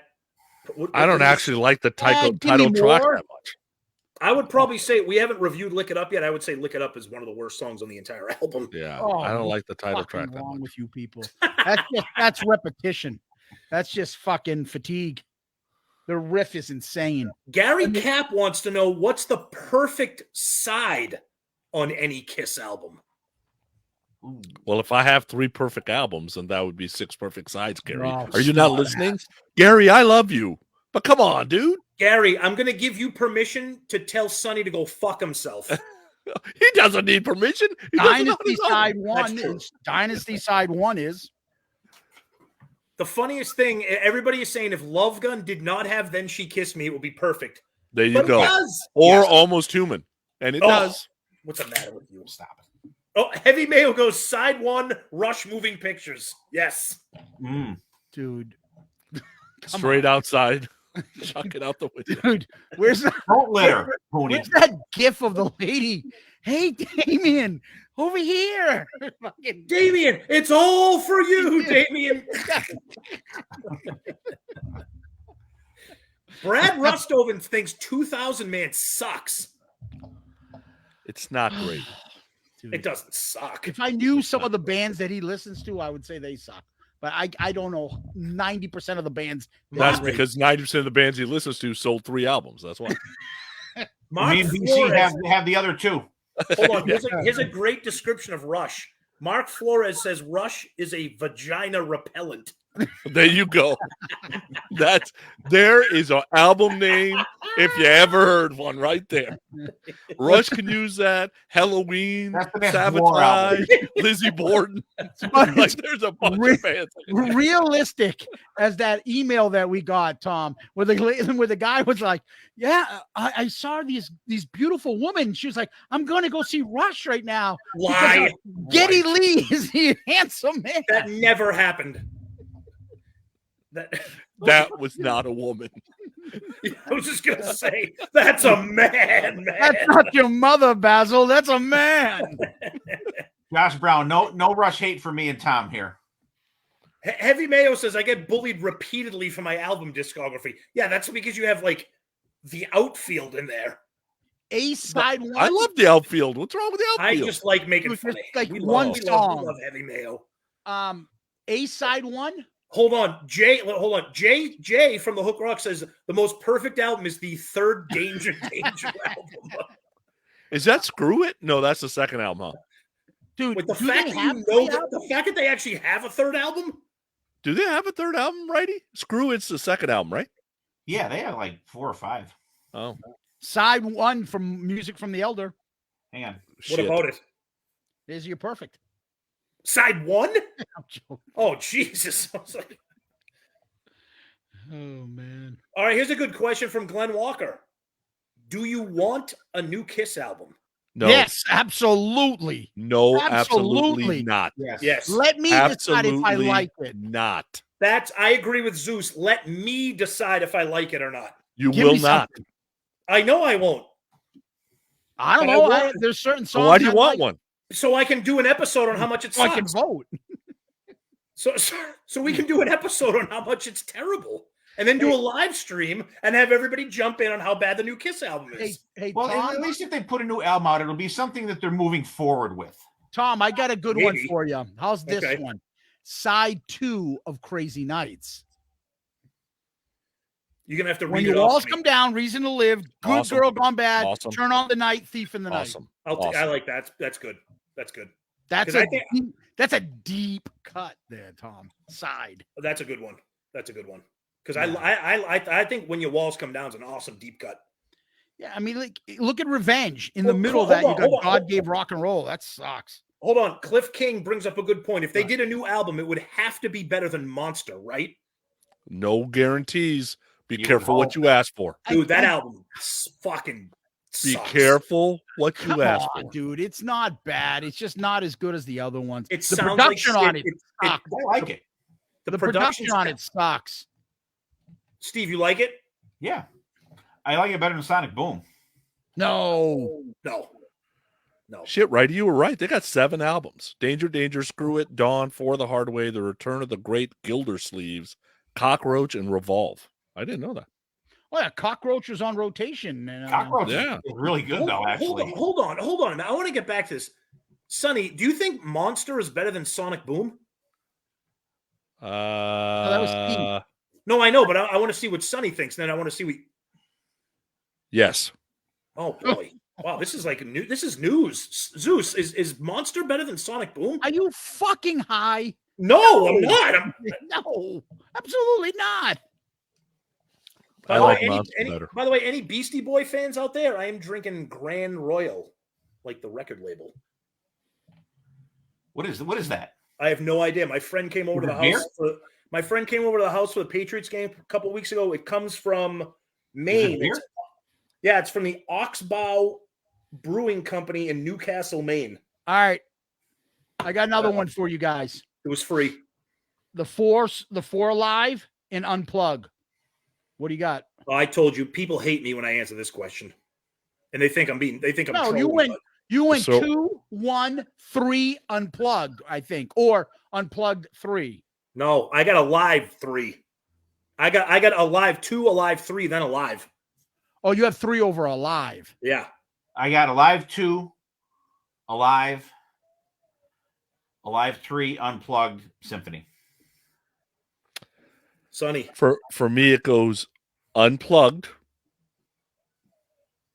I won't fight you on Alive that. 2, Alive 3, Symphony.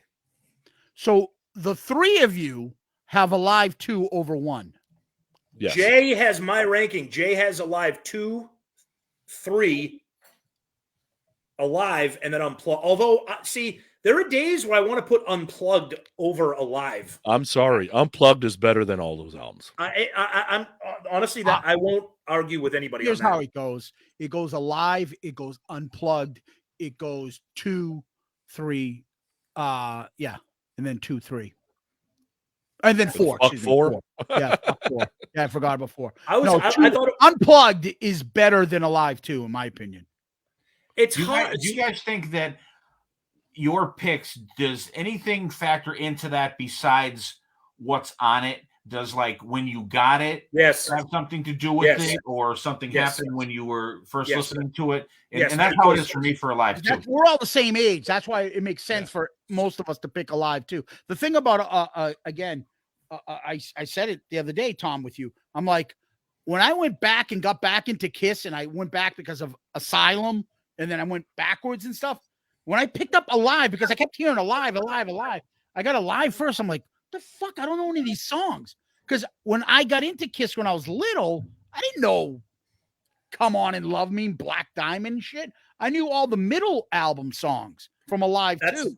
That's why I have no connection to Alive, because I started with Love Gun, then I got double platinum, then I got Dynasty, and then when CDs came out, I was like, oh, Alive 2, it's like a greatest hits, but it's a live album, so I'm gonna get a live. Like, I never went backwards to those first 3 albums until I was like older. I think the only exposure I had to those first 3 albums is when I got double platinum.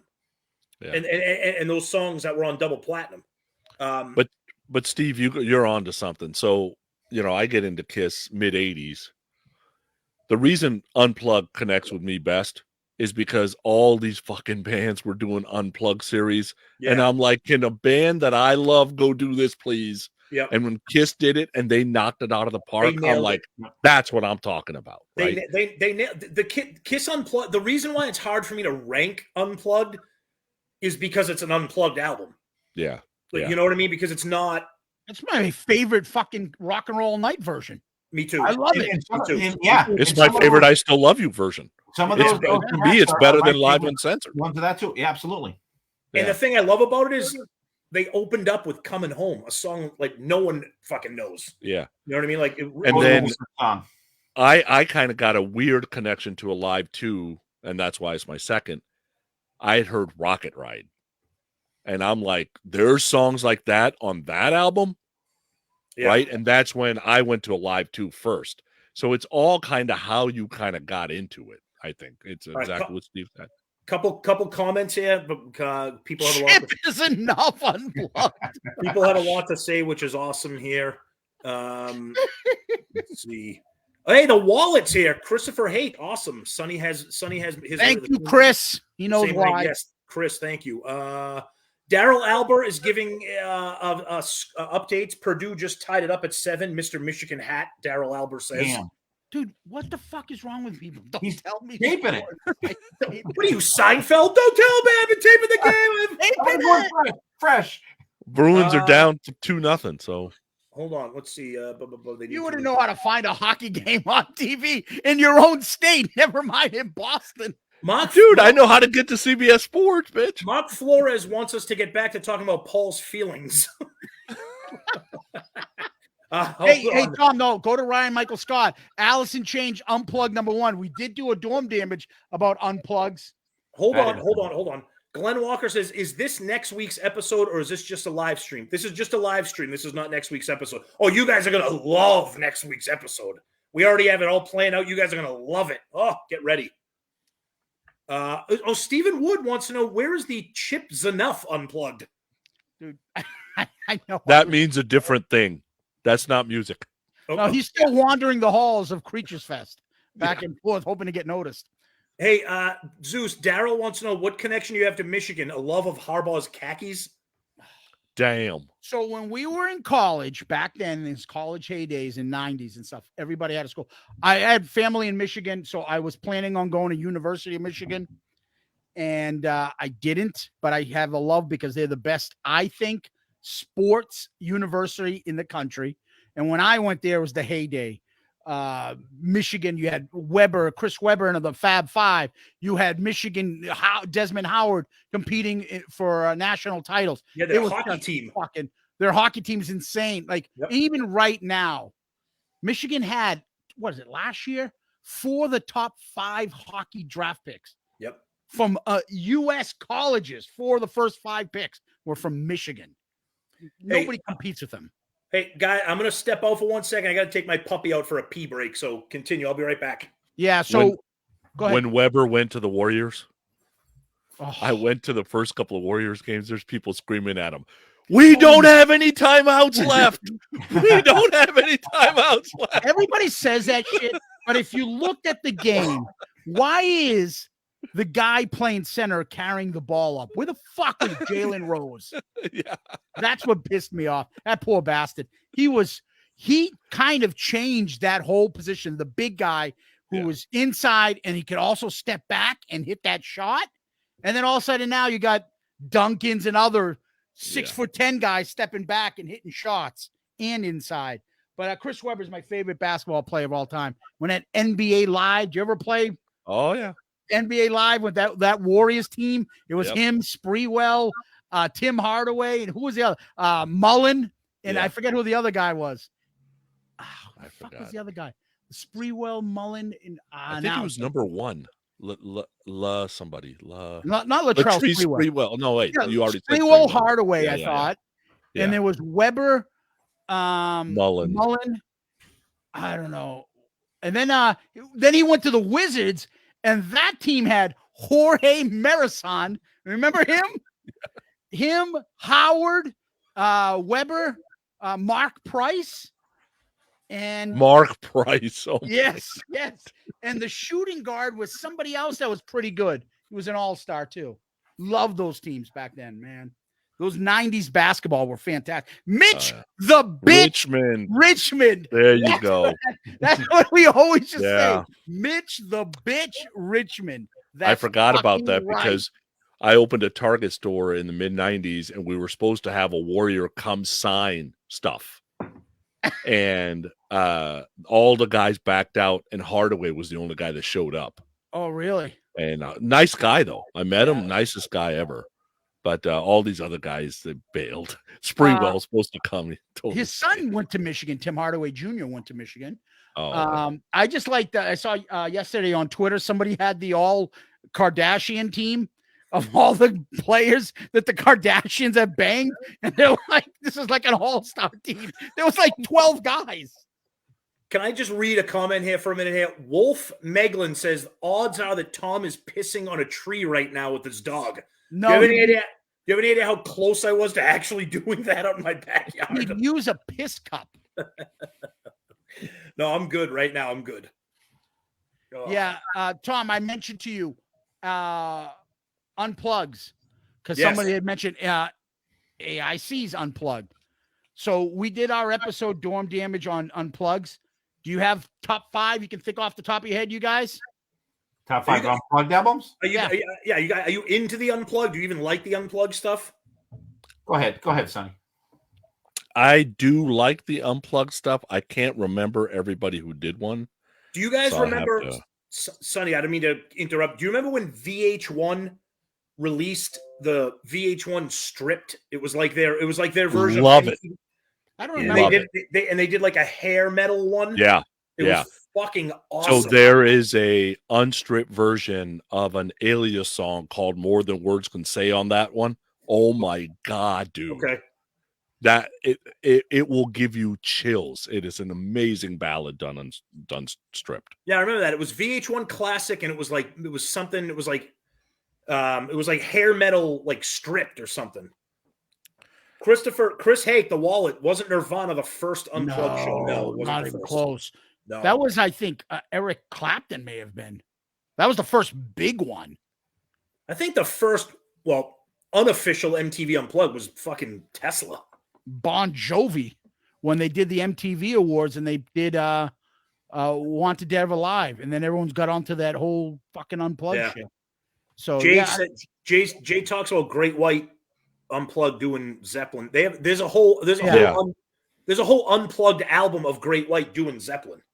Mm-hmm. Yeah, there's a lot of great White Zeppelin songs on albums and stuff. They do a great job with the Zeppelin stuff. The Rod Stewart one was good.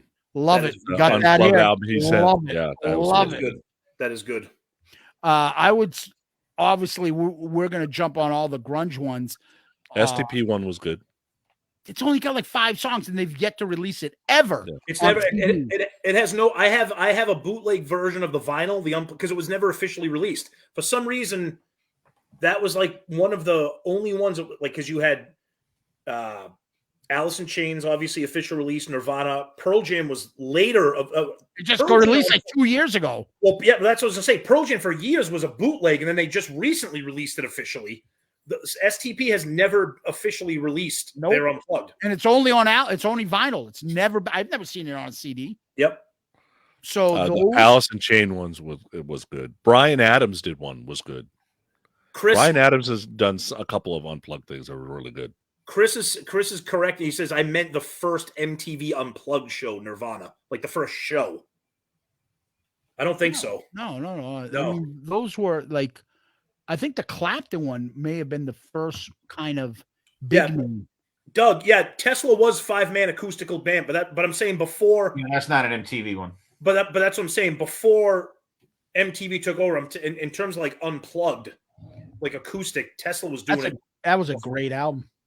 It was. Yeah, Tesla and Queensryche did a MTV Unplugged. Yep. I know you guys aren't into rap, but there's a ton of awesome Unplugged hip-hop. Like Jay-Z did one, and the Jay-Z one with the Roots as his band is fucking incredible. And I don't even like Jay-Z, but the one that he does with the Roots as his band, this one with like LL Cool J, it's weird because obviously hip-hop Unplugged is kind of weird. Stevie Ray Vaughan, I didn't even know Stevie Ray Vaughan did. Oh, Page Plant, that one's incredible, even though it's Page not Plant all was Unplugged. real good. That I do like. I'm not a huge Zeppelin guy, but the Page Plant was really good. They do Gallows Pole on that. It's great. And actually, that's incredible. On that that's my favorite version of Kashmir on the Page Plant. On the that one, the Page Plant one that they did. Brad says Duran Duran did an Unplugged. Yeah, they did. When we went through that list, they were all. Oh, that's yeah. Okay, that's right. Yep. Right. Yeah. I'm surprised they don't bring that back. Well, MTV doesn't do fucking music anymore, so I was going to say it's too bad they don't bring that back. I was surprised to see. I didn't notice this before. I was watching the new Yellowstone season. Yeah. I didn't know MTV sponsored that thing. Me neither. Yeah, produced it. Yeah. Queensryche did an Unplugged. Did you say that, Steve? Queensryche did an Unplugged. Yeah, it was great. What year? Sonny. What was that? What year? 90. I'm trying to think. 92, maybe. So it's after Empire. I know. Yeah. Go ahead, Zeus. Read it. Jim Lindsay says, "Wish Sinkin' Stanley and Blackie would do an Unplugged." What was the name they called Blackie now? What was that? Tracky Lawless. I never heard that. I saw that show a couple weeks ago. Not live. Brad says Live did an Unplugged. That I think I remember that one. That's a band that doesn't really stand the test of time, in my opinion. I love Throwing Copper, but that album was just Tracky Lawless. Tracky Lawless. That's great. Which green Poor guy Simmons. took him forever to get to the States, and now he's got to put up with this bullshit. That's because he sent one of his goons out there, Sinkin' Stanley. The guy was wearing a Sinkin' Stanley shirt, and he opened up for fans to ask questions. And one of Tim's Sinkin' Stanley goons asked him about tracks. And he answered. That's the problem. He fucking answered him. Yeah, right? See, he says, yup. Fucking Blackie Lawless is going to call up Paul Stanley, and they're going to put a hit out on you. Craig Broderick wants to know, why can't we do this on YouTube? What would be the difference? I don't have a subscription to StreamYard. We haven't done one of these in 2 years, so I didn't get a subscription. I can, and then it would go to YouTube as well, and I don't fucking care. I'm not. Yeah. Is it a subscription or a prescription? I'm just asking. Prescription friend. is a No, it's a subscription, right? He's fucking with you. Yes, it's a subscription. Okay. Anyway, no, we don't have it. We don't. I think you can only pick one place, and so we picked Facebook Live rather than YouTube. That's why. Yeah, well, because we have more people on Facebook than we do YouTube. Yeah, we are not a YouTube channel. No. And I think Casada wanted to make a point of that a couple times this week. Jim Lindsay says, I was at the WASP show on Sunday. I would have gotten my money back. My parents bought it for me as a present. All right. So what you saw the show, Steve, was it bad? I mean, I don't even fucking listen to WASP. I don't have anything about it. I like WASP. I like the show. I really enjoyed the show, but there's parts where you could tell that it was too perfect. It was just too perfect. And there were times where he's either stepping away or just getting to the mic and the vocals are already going. And his answer was kind of BS. But it wasn't just vocals only, I don't think. There were rhythm guitars and stuff, because he started to do the beginning riff for Wild Child, and then when the rest of the band kicked in, the tone of the song was different. Like it wasn't, you could tell it wasn't the same guitar that Blackie started that song with. And so it wasn't, in my opinion, I don't think it was just vocals. I think there was music as well. Because the one part they did, the Idol, which was like fucking 10 minutes long, which I love because Doug Blair absolutely tore it up. But Blackie and bass player walked off the stage, and I'm pretty sure they weren't playing their instruments while they were taking a fucking break backstage. Steve, how much of the set list was like headless and older? None. Oh, really? Lord. No. Well, you said they did Wild Child. Well, we got the real me from Headless Children, and you got Wild Child. Wild Child was Last Command, right? Yeah, well, that's what I'm saying. Headless and older, like into 84. No Bruin scores. I'm taping. Nothing. You got stuff from the first album. You got Animal, Fuck Like a Beast. You got, like I said, you got the real me. You got a couple Blind from. Did you get Blind in Texas? Blind in Texas. We got. That was cool. You you got a huge chunk of the show was from Crimson Idol. Wow. I sink like a beast. Poor Blackie. Jack Pinocchio. Hold on. Steve, Jack says, how can you tell if Blackie's lip syncing? Have you seen his massive microphone? I'm telling you, Blackie's never coming back. He is never coming back. He doesn't need this shit. He's probably saying himself, right? No. And actually we saw Blackie. I think we saw Wasp. I think the last show that they played in the States before now. I could be wrong, but I thought some of that stuff was tracked then as well, and that was in 2011, 2012, something like that. Jay says, I want to track somebody. Yeah. Jesus Christ. He's got a massive mic stand. That's what Paul needs to do. He needs to wear that humongous urban sombrero hat so it covers his fucking mouth and you can't see if he's actually lip syncing. He's just singing the shadow. So Doug says Sisters Doll played to tapes as well. Everyone has a hard on for them. They have no bassist, and lo and behold, they have bass and keyboards. Yeah, Eddie was very quick to point that out, but I don't know. I think they're doing it for a money savings point of view. Yeah, like you can't fly 5 guys from Australia here like that. Yeah, I don't think that small. Yeah, but you can I don't think somebody. I know it sounds bad. I know it sounds like you're kind of making excuses. You're right, Sonny. I don't think they're doing it for deceptive purposes. Hold on, Jack's got a comment here. No, I can vouch for Sisters Doll. Yeah, fellow Aussie. Yeah, they're great guys. I can tell you that. Good kids. Their music is pretty good. I don't know. At this point, I don't want to know shit like this. Like, I don't want to. I'm not saying deceive me and lie to me. I just don't want to know. Just let me enjoy my show. Here's the thing. But if you're gonna do it subtly. Yeah. You know what I mean? Don't. Steve, and practice what the fuck you're doing. Don't be away from the microphone when you're still supposed to be fucking singing. They're all fucking doing it. They're all doing it. Why don't they do what they like? One way or another, I think most bands are. Well, a lot of bands are. Armored Saint was not. They suck.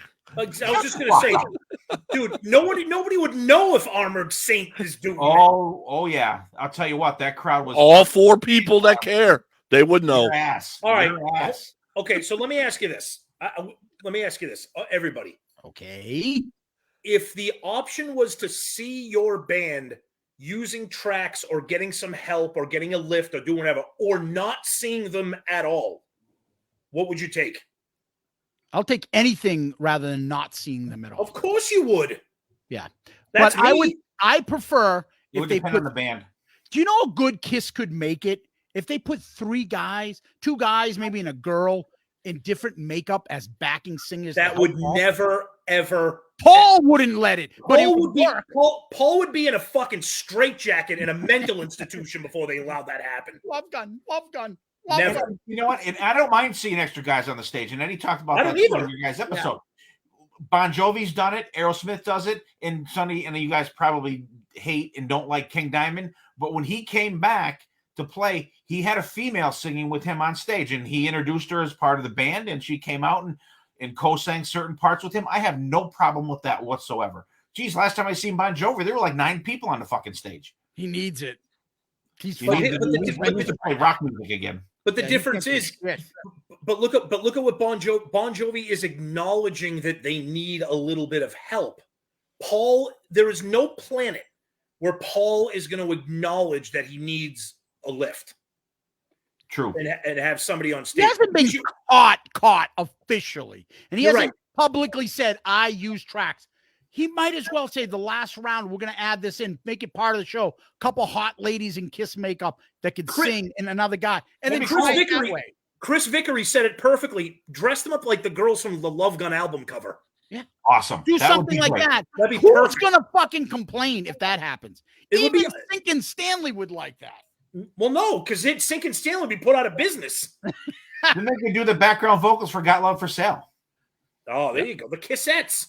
I don't mind the tracks if they're enhancements. I don't want to hear karaoke. Right. But if it's enhancements, I don't mind the tracks. Because these guys, they are layering on layering on layering in the production.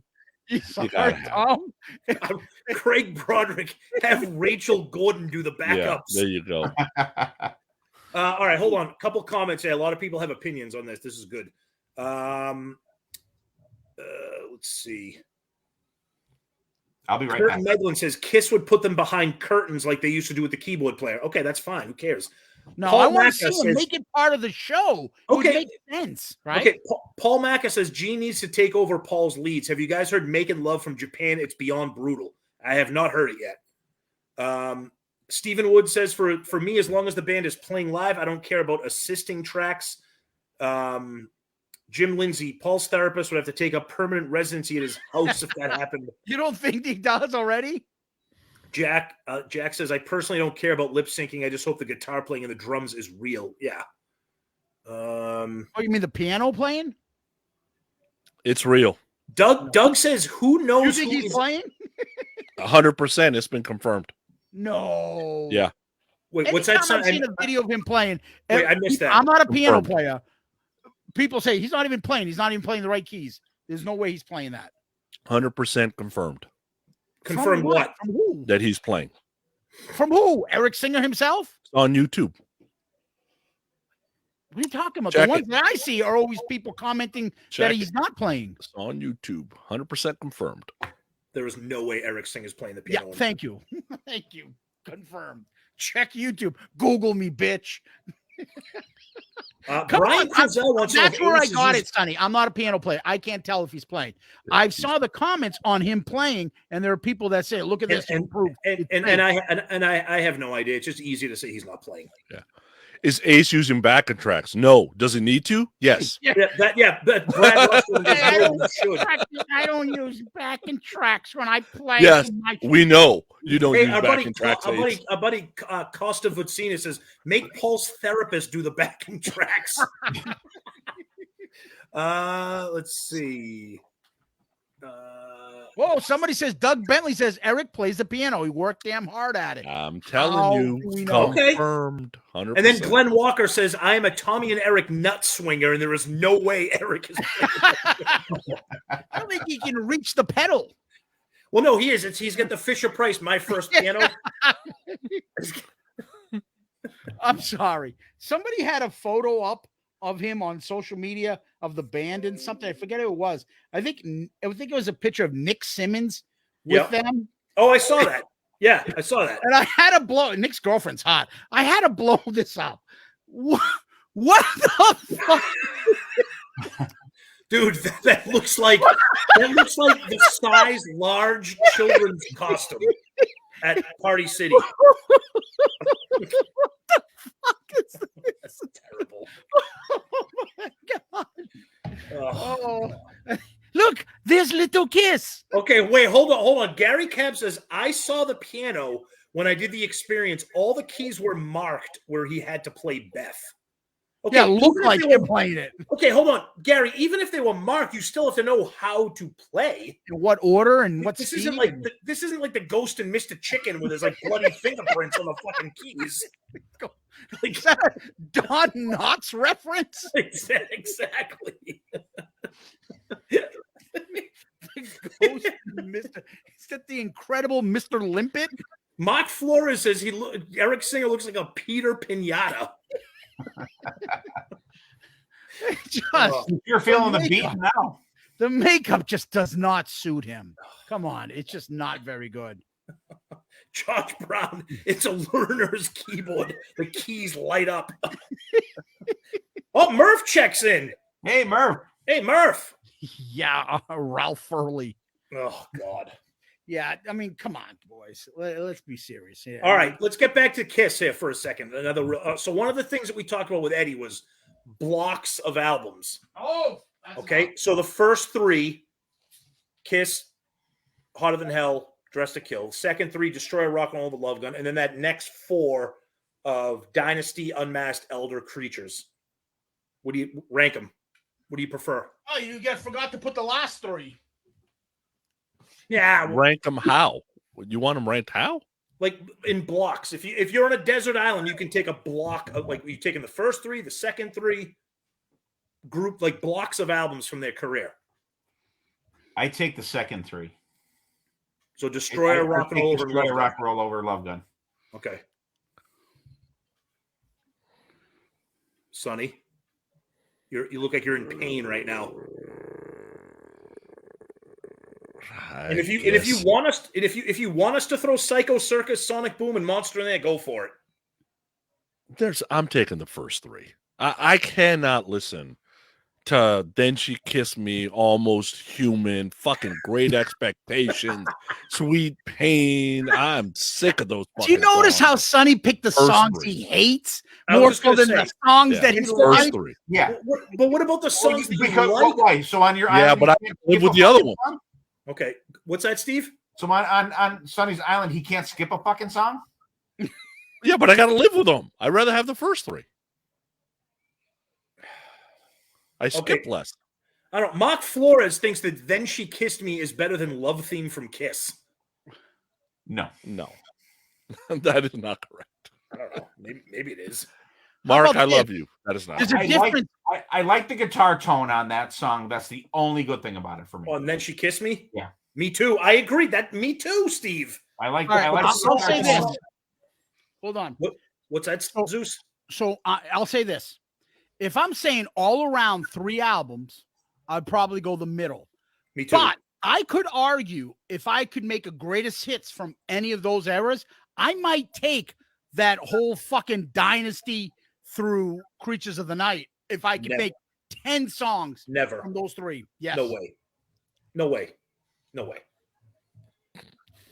Well, okay. Actually, so now you're getting into a whole other potential episode. Mm-hmm. You make a 10-song collection from each group. We do that. Because what's that? I said we do that. I know you do that. Yes. If we could do that, I'll take the middle 3. So Sonny brings up a good point. If you're stuck and you have to listen to only 3 albums, you're going to take the first 3. but are you kind of acknowledging that the hits are stronger on the second three? The songs that I like are like the stronger. good, the good second. songs are really good on that second three. There you go. Okay. There you go. Okay. I think that's fair. Yeah. I don't know. I mean, that third grouping, there's just too much fucking hitter. It's impossible to compete with those first 6. Oh, I can come up with 10 songs that a lot more people would love out of the third 3. You get more fair weather fans if you put the right 10 songs together from the third group of 3 or 4 you're talking about. Mm-hmm. You will get more people listening. You would actually have more than 2 women listen than that we have today. We don't want any women listening. Pick at least 3 good songs off of Dynasty. You got, I know 3 you or guys 4 love easy Unmasked. off of Unmasked. I know you guys love Unmasked. And then everyone goes to the 2 big songs from Music from the Elder. And then you've got a few songs everyone likes. Well, most people like Creatures. And you take 3-4 songs from there. But I'm telling you, I could rival it. I agree with you, Zeus. The argument there would be that you're making a set list that is not as fatigued as a set list. Absolutely. That's what you're talking about. They have not burned out any of those songs. Yeah, right. That's what it is. Right. Oh my God, no. Tony's in here now. We got to shut it down. Where's the button to boot somebody? Yeah, Tony.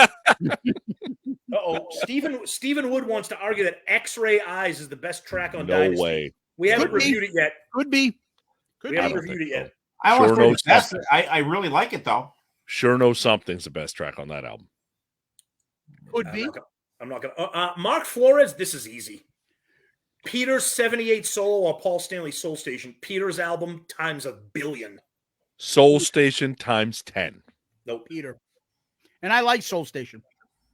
Soul Station's good, but give me a break. It's so phony and forced. It's well produced. It's well performed, but it's produced like a Broadway musical. I think Peter's 78 solo is way more organic and heartfelt.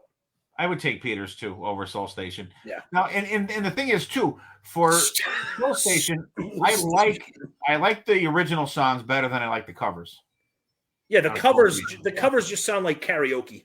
Yeah, and they're just like sounds just like totally. It's a great band in the backing singer. It is. Oh no, it's we said it when we reviewed the album. It sounds great. It's well produced. It's well performed. It's well sung. Yeah. Everything that Peter's album is not. No, you're wrong. Thank you for making my point. All right, and Josh Brown, you are absolutely correct. I would say Magic Touch is like 1A. Okay, to me, it was Sure Know Something and Magic Touch. Solo albums is obviously the people battle the first 2. What's the worst?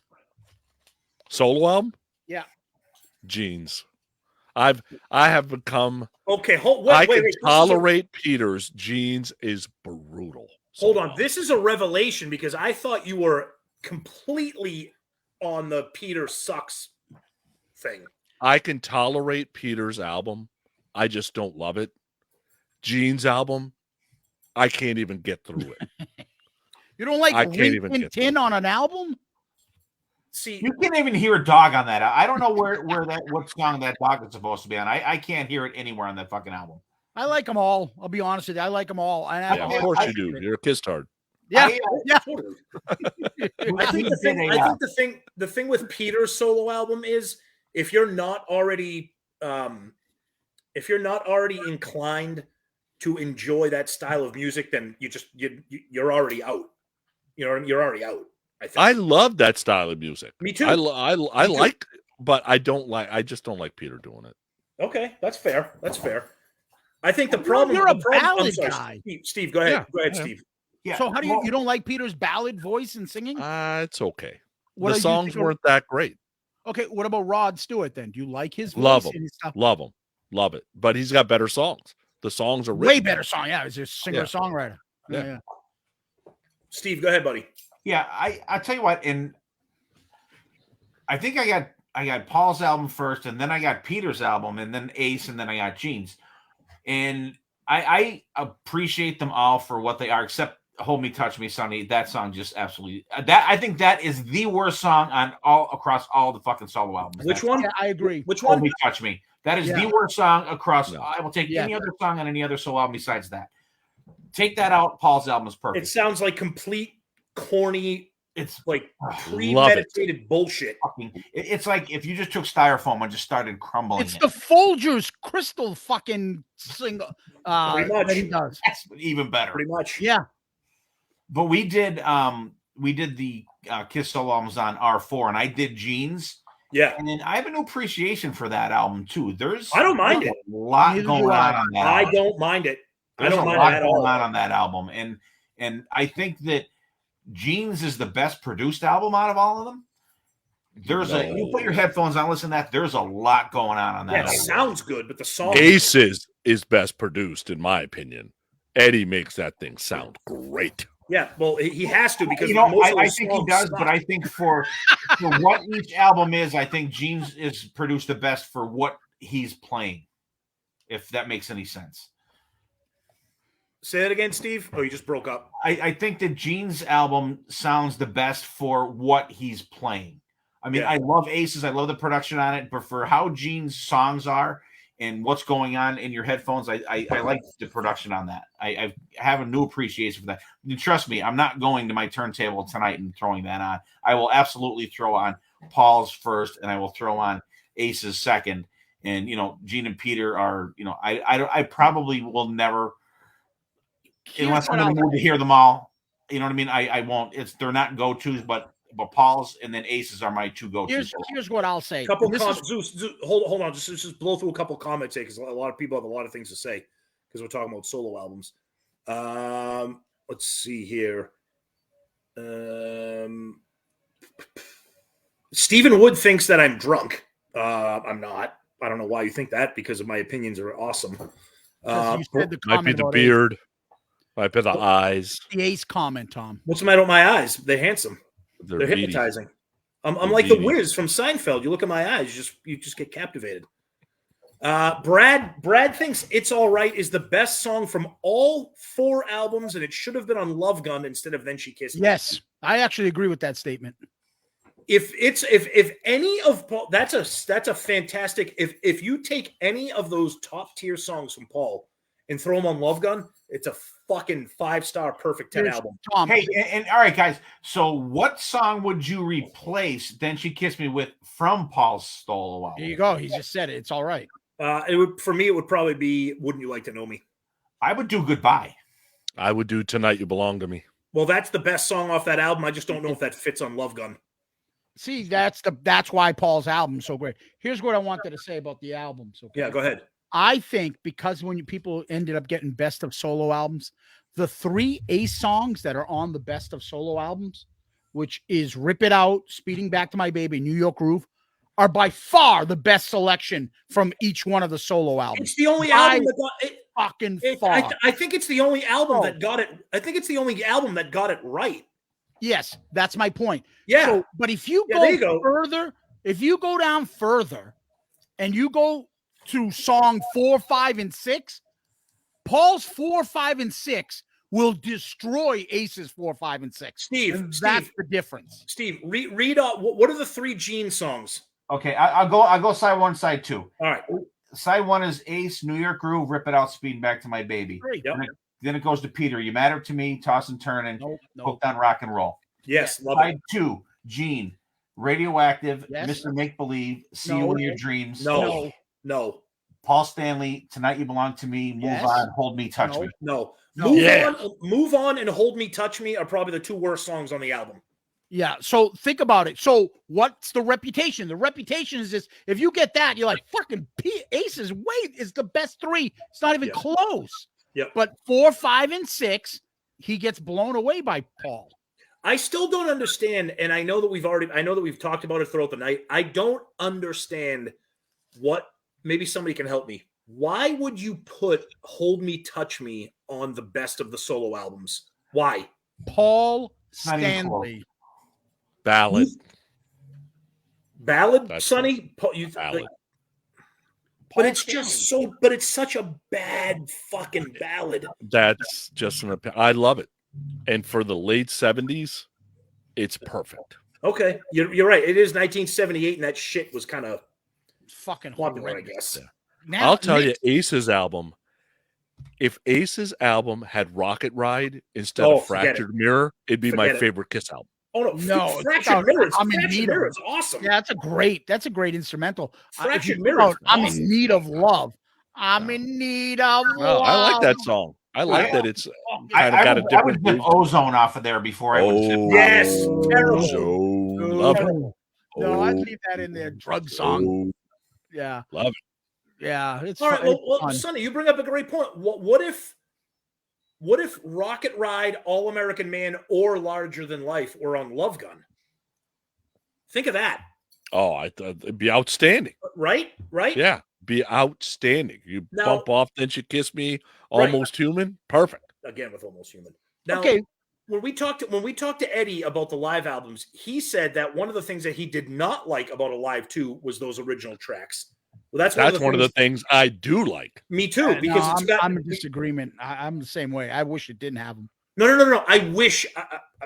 I'm not talking about what we wish. I'm talking about what it is currently. That's one of the things that I love about Alive 2 is that I'm getting those live tracks from Destroyer, Rock and Roll Over, and Love Gun, but I'm getting new studio recordings. It's like you're getting the best of both worlds. I think that's what separates Alive 2 from everything else. I loved it when Fraley's Comet did it, when they did Live +1 and then they put Words Are Not Enough in it. Man, I love that song. Yep. But also, side 4 of Alive 2, you get another cover song, Any Way You Want It. Terrible. What are you doing?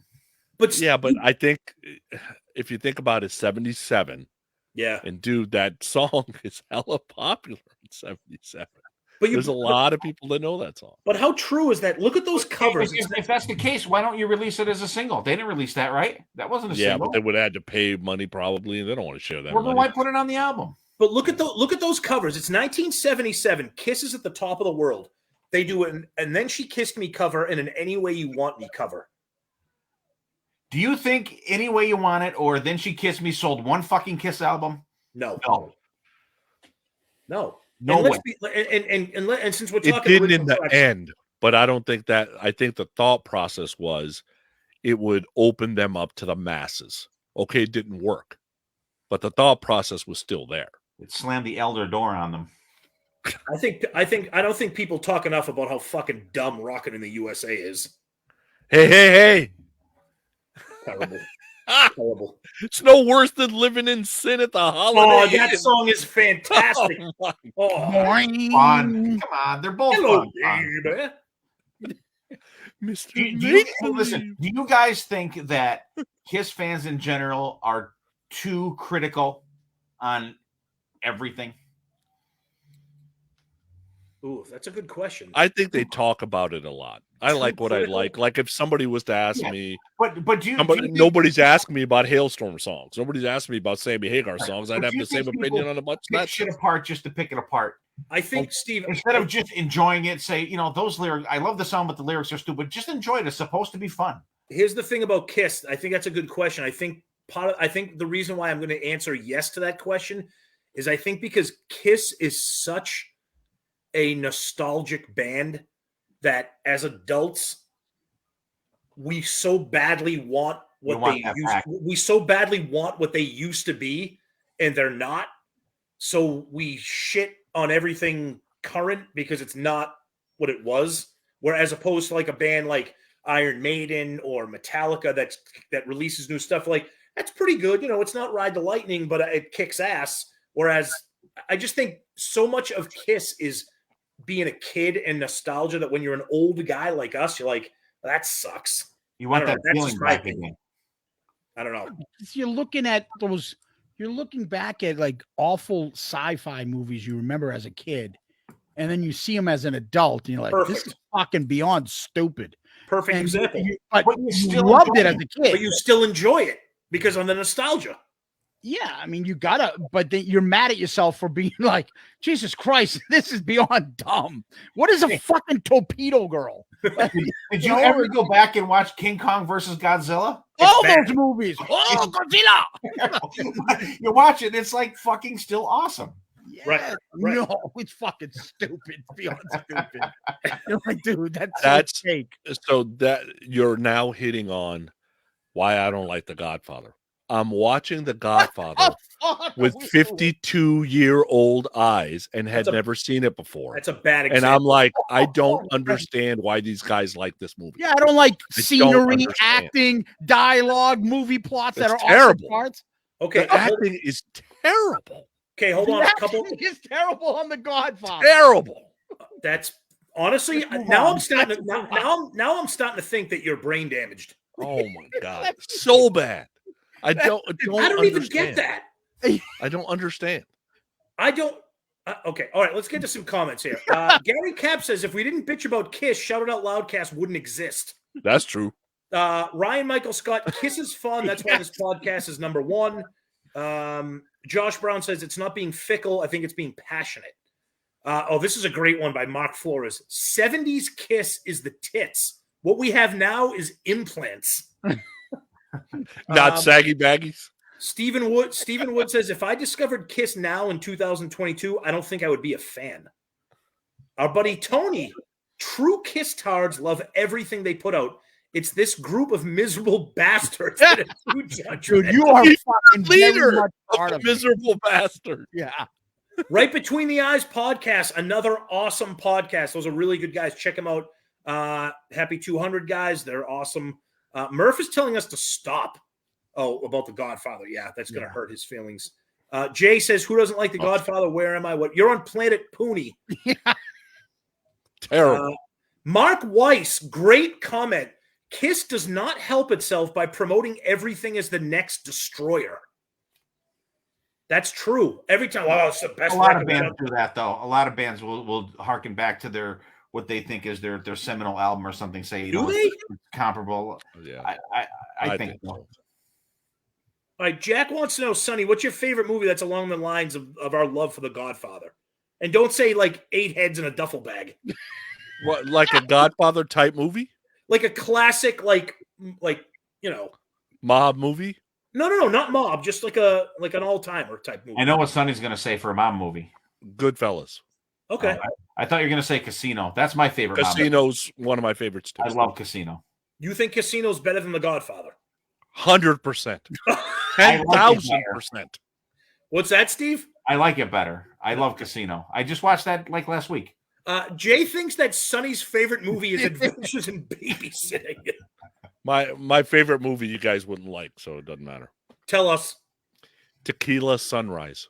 Never saw it. God. I know. I know. It's Goldie Hawn, isn't it? With Kurt Russell. No. Kurt Russell. Kurt Russell, Mel Gibson, Michelle Pfeiffer. Overboard. Yeah. Is it Overboard your favorite movie? No. Oh, now Murph jumps in and says, I think Sonny likes New Coke better. No, but I do like Coke Zero. I do like Coke Zero. Crystal Pepsi for Sonny. Crystal Pepsi's good. Fucking A. There you go. Oh, Jesus.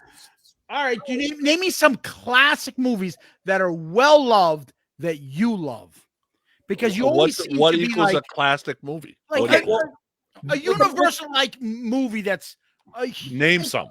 The people love that you know the people love that you hate. Okay, It's a Wonderful Life. What's your favorite movie from the 70s? Superman. Grease. I like Superman. All right, Grease. Grease is good. Yeah. Love Grease. Okay. What's your favorite drama? Like legitimate drama. Like a well acted, like Academy Award type movie. I don't watch much drama. Again, I wanted to ask him. It's a Wonderful Life. Do you like that Christmas movie? Never seen it. What the fuck? All right, I'm disconnecting. Bye. That's not the Christmas movie I watch. Brad said that Sonny has never seen E.T. Enough said. Logan's Run. Oh. Loved it. Thought it was great. Did you ever see the movie? Josh Brown says, if you haven't seen The Menu yet, so good. Love. Yes, I heard The Menu's awesome. I haven't seen it. Western? Anybody? We love Westerns here? Yes, we all love Western. Good and the bad and the ugly. Yes. Anything with Clint Eastwood. King movie. High Noon. Shane. Dude, Unforgiven is fucking epic. Unforgiven is good. Yes. What? Reject. Sonny loves Ghostbusters 3. Tombstone's great, Paul. Tombstone is great. Ryan Michael Scott says Rochelle. That's a great movie. A Yolanda Minsk. A young woman's I'm a busy man. I don't have time. Minsk. It has sidle nudity. Sidle nudity. Oh man. Oh my god. That's tough. Oh. All right. So we got through Sonny's movie pick. Tombstone. Tombstone's Stellar. awesome. Top 5. You know what my Tombstone. son? You know what in that smoke wagon. You know what my Yep. son saw for the first time the other night with his buddies at school, and I can't believe. I mean, he's 18, so he's kind of like going back and looking at movies. He watched Fight Club. Fucking loved it. Fight Club. They're starting their own now. It's all right. It was okay. It was good. I think it's one of those movies. The first time you see it, it's fucking great because of the twist. Yeah. You know, Young Guns. Loved it. Mark Cole. We got stuck seeing Sack Lunch. We ended up seeing Chunnel. Yeah. Why don't you just tell me the movie that you want? You have selected Agent Zero. Get out of there. What are you doing? What was the other one? You've selected Brown Eyed Girl. The English Patient. I hate it. Oh my god. Bone Tomahawk. That fucking movie's incredible. I talked about that on our Dorm Damage episode about horror movies. I've never seen that. Oh, Scout. Say hi to everybody. Scout. Yes. What are you doing, buddy? Scout doesn't care. He's like, why is everybody still up right now? I'm supposed to be in bed. Yeah. Yeah. What's wrong with you people? I know. Ooh, hello. Okay. The Big Lebowski. Meh. Okay. I saw it That's a finally. movie. It was all I like right. I like it. It was okay. You know what the problem? I like with the big- Kingpin better. Kingpin. I was Kingpin's just gonna say fucking Kingpin. incredible, Ah. dude. You know what the problem with the big? You know what the problem with the Big Lebowski was? I was so much older when I saw it, and by the time I saw it, everybody loved it. So when I saw it, I was like, eh. I felt like Sonny. I was like, eh. Yeah. No Country for Old Men, fucking incredible. That was a really good movie. That was a really good movie. One of my all-time favorites. Well, I need to know Silverado. what I have to win. Everything. All right, get back to Kiss. Can we get back to bitching about Kiss? Kiss. Sure. What else do? We always bitch about them. That's what we do. One of the cool things I thought you guys talked about too was what would you remix? Oh yeah. It's funny. Everybody always jumps on Harder Than Hell for the obvious reasons, but don't you think wouldn't it be weird if Harder Than Hell sounded like the debut album? Because you're so used to hearing that like just sludgy, shitty mix. Yeah, but I don't want Hotter Than Hell to sound like the debut album. I want That's what I Hotter mean. Than Hell to sound like Rock and Roll Over. I want it to I sound want like an Eddie Dress to Kill. Kramer. Right. I want an Eddie Kramer production. Somebody said that they can't do that. That it's like they can't Oh, remix. yeah. I don't know anything about that. But I know Zeus people take shots at Crazy Nights all the time. I'm fine the way it is, dude. I kind of like the keyboards in it. I told you I have that bootleg of it before it was final mixed, and it sounds fucking awesome. It's badass. It sounds like pretty. It's. I mean, I love the way it is now because it was of the time. It was 87. It was I'm keyboard. gonna steal a Sunny line. Does it still have some of the same songs on it? It can't be that good. Dude, I'm telling you, when Reason to Live hit the My airwaves, Way? Oh. I was so proud to be a Kiss fan when Reason to Live hit the airwaves. I was like, song. there you go. They are now competing with everybody out there. And they weren't because it was Kiss. Yeah. Yep. If that song was put out by 10 other bands, it would have Number one. launched. It would have launched their careers. Absolutely. Yep. We say that. We say that all the time. Their name and their brand was their own worst enemy in the 80s. Yeah. No doubt. No doubt. But it also helped them survive. It did. It was a double-edged sword. Yeah. Paul does a solo album like Steve Perry did. when he left Journey and had a couple of hits. He did Paul Oh does Sherry, that yeah. on a solo album. Bam, number one. That would have been his Oh Sherry. Exactly. Wait, are you saying you talking Reason to Live? Yeah. If Okay, Paul so would you're have saying- done that on a solo album, Okay. right? Just like Yeah. Steve Perry did. Oh yeah, number one.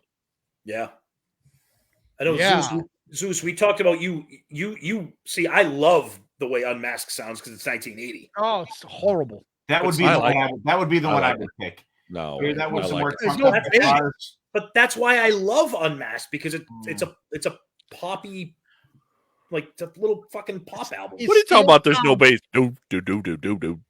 Yeah. It still sounds as though it's coming out of a fucking bad boombox. Yeah, it's 1980. Yeah. I look at Unmasked and I look at the other albums that I love from 1980, and Unmasked is not any of those. Dude, it's not gonna be. Well, you don't think it Priest. sounds like I know It's that, not but gonna be these other Priest. bands are doing this, and they're doing this. but You're don't trying to think compare it to British Steel. Come on. You don't think it sounds like Blizzard of Oz? But they're Kiss. They should be able to compete with these other bands, and they just put out a fucking turd. Because at that point, they were like, look, at that Well, point, they Bon were, Joviing themselves. Like, we're not just a hard rock metal band. We want to be mainstream. We want to get And they weren't trying to compete with Priest. instead of looking at what was happening with the new wave of British heavy metal, they were looking at what was happening with like new wave. That's what they were doing. Yeah, they were thinking they're Rod Stewart, the Stones. Well, they're all putting disco kind of tracks, dance Yep. music kind of out. Why can't we do that? It's the perfect prelude album to The Elder. Perfect. Completely different. No, but I know what you mean. But in the direction that they were headed, they were, I thought Dynasty was great. I thought Dynasty, I think The Elder is I don't heavier than think fucking it's well. Unmasked. The Elder is heavier than Unmasked. Yeah, it's heavier than Unmasked. It is. Yeah, but like thematically for them, they were glam. They were getting in the Vegas Kiss, whatever they called them, and then they, But how did they get where they want to the point where they said we want to be a critically acclaimed band? Was it because Unmasked didn't do great? I mean, that was the first time they didn't tour in the States. They did one goddamn show. Because I think that was that's when it started to turn into what is everybody doing? How can we be cool? Or what's his name came off of the wall. Oh, we got to work with him. That's Let's work it. with him Another again. shitty band. Ezrin, Dude. and let's do this, and that'll get us something. That's Instead of exactly saying, it. we are looking for this. Let's do it. They went, oh, he just did a concept album, and we know Bob. Bob, do that for us. Okay, Do a wall Josh- for us. Josh Brown just had the exact comment that I was just going to ask you guys. If The Elder was done by a band not named Kiss, would it have been? No. Would it I have? would ach- never have heard of it. It would never would it been have on my achieved radar. what it wanted to do? It is complete shit. No. I know, no, I know, but I'm wondering if because it had the Kiss name on it, it became a bigger piece of shit. No. You could have put Pink Floyd's name on it. It was shit. I don't know. Have you heard the Yeah, wall? and the thing This is, is for shit the- on the wall. for the Hate it. story for The Elder, I don't give a shit what the fucking track order was. It didn't make any fucking sense. Oh, that was the other big Oh, bullshit. Yeah, changing the track order to try to make it make more Yeah, sense, or but- changing it to. But Yeah. even if you did the original one that was supposed to be the way the story went, you're still like, what the fuck is this about? Right. Yeah, I think it was just I mean, they acknowledge it was just a fail. About making me money. It didn't work, Yeah.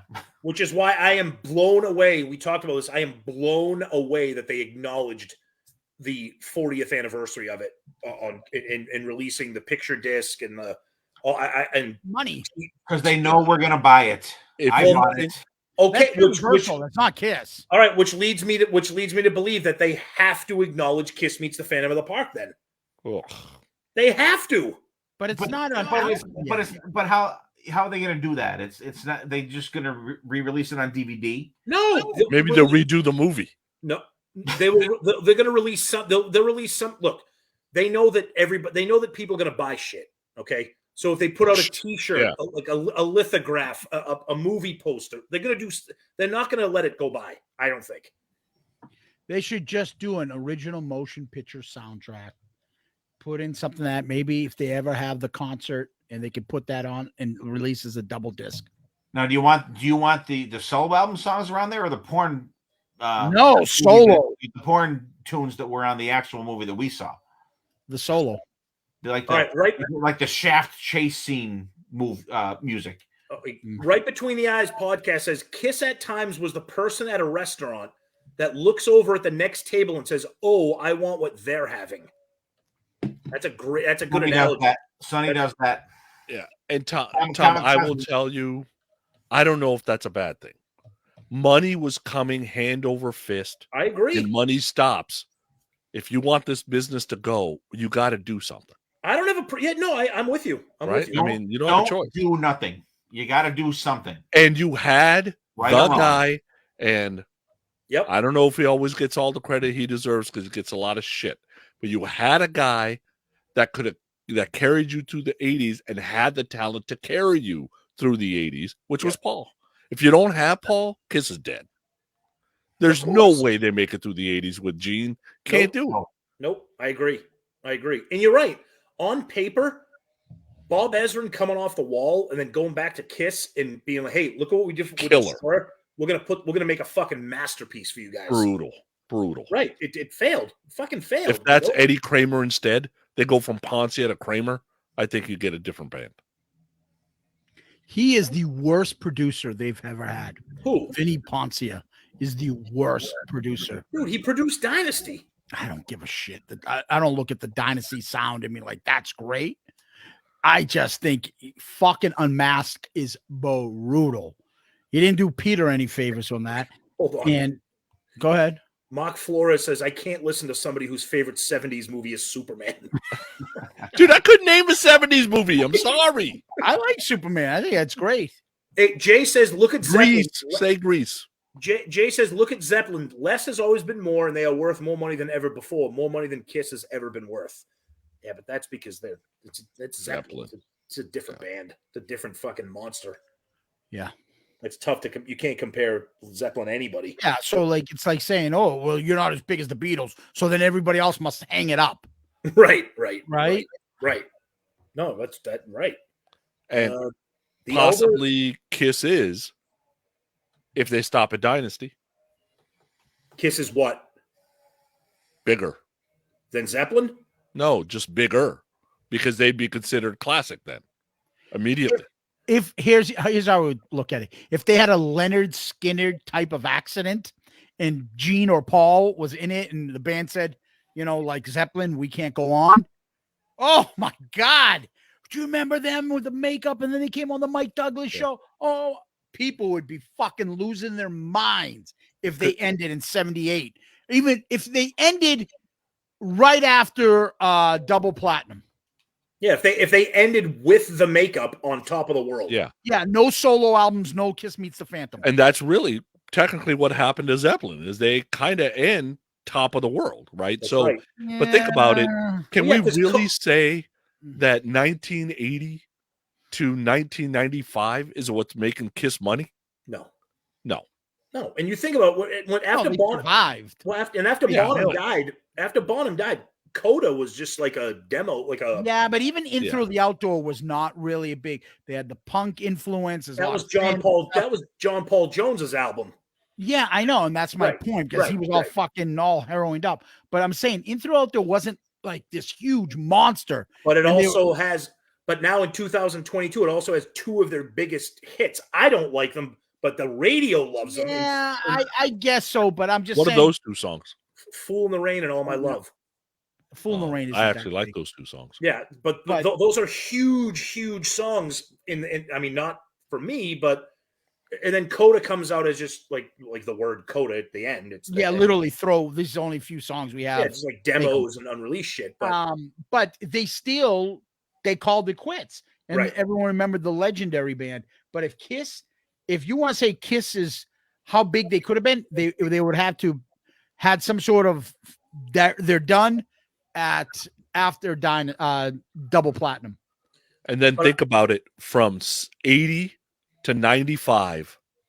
That music is peppered all over the movies because they are this just like Zeppelin was. Yep. Just like all these Who songs, the Beatles, the Stones. There would have been one of those guys, and they would have had all these. Detroit Rock City would be one of the most popular songs ever, right? Just like Rock and Roll Night kind of is anyway. But I think it's a total different.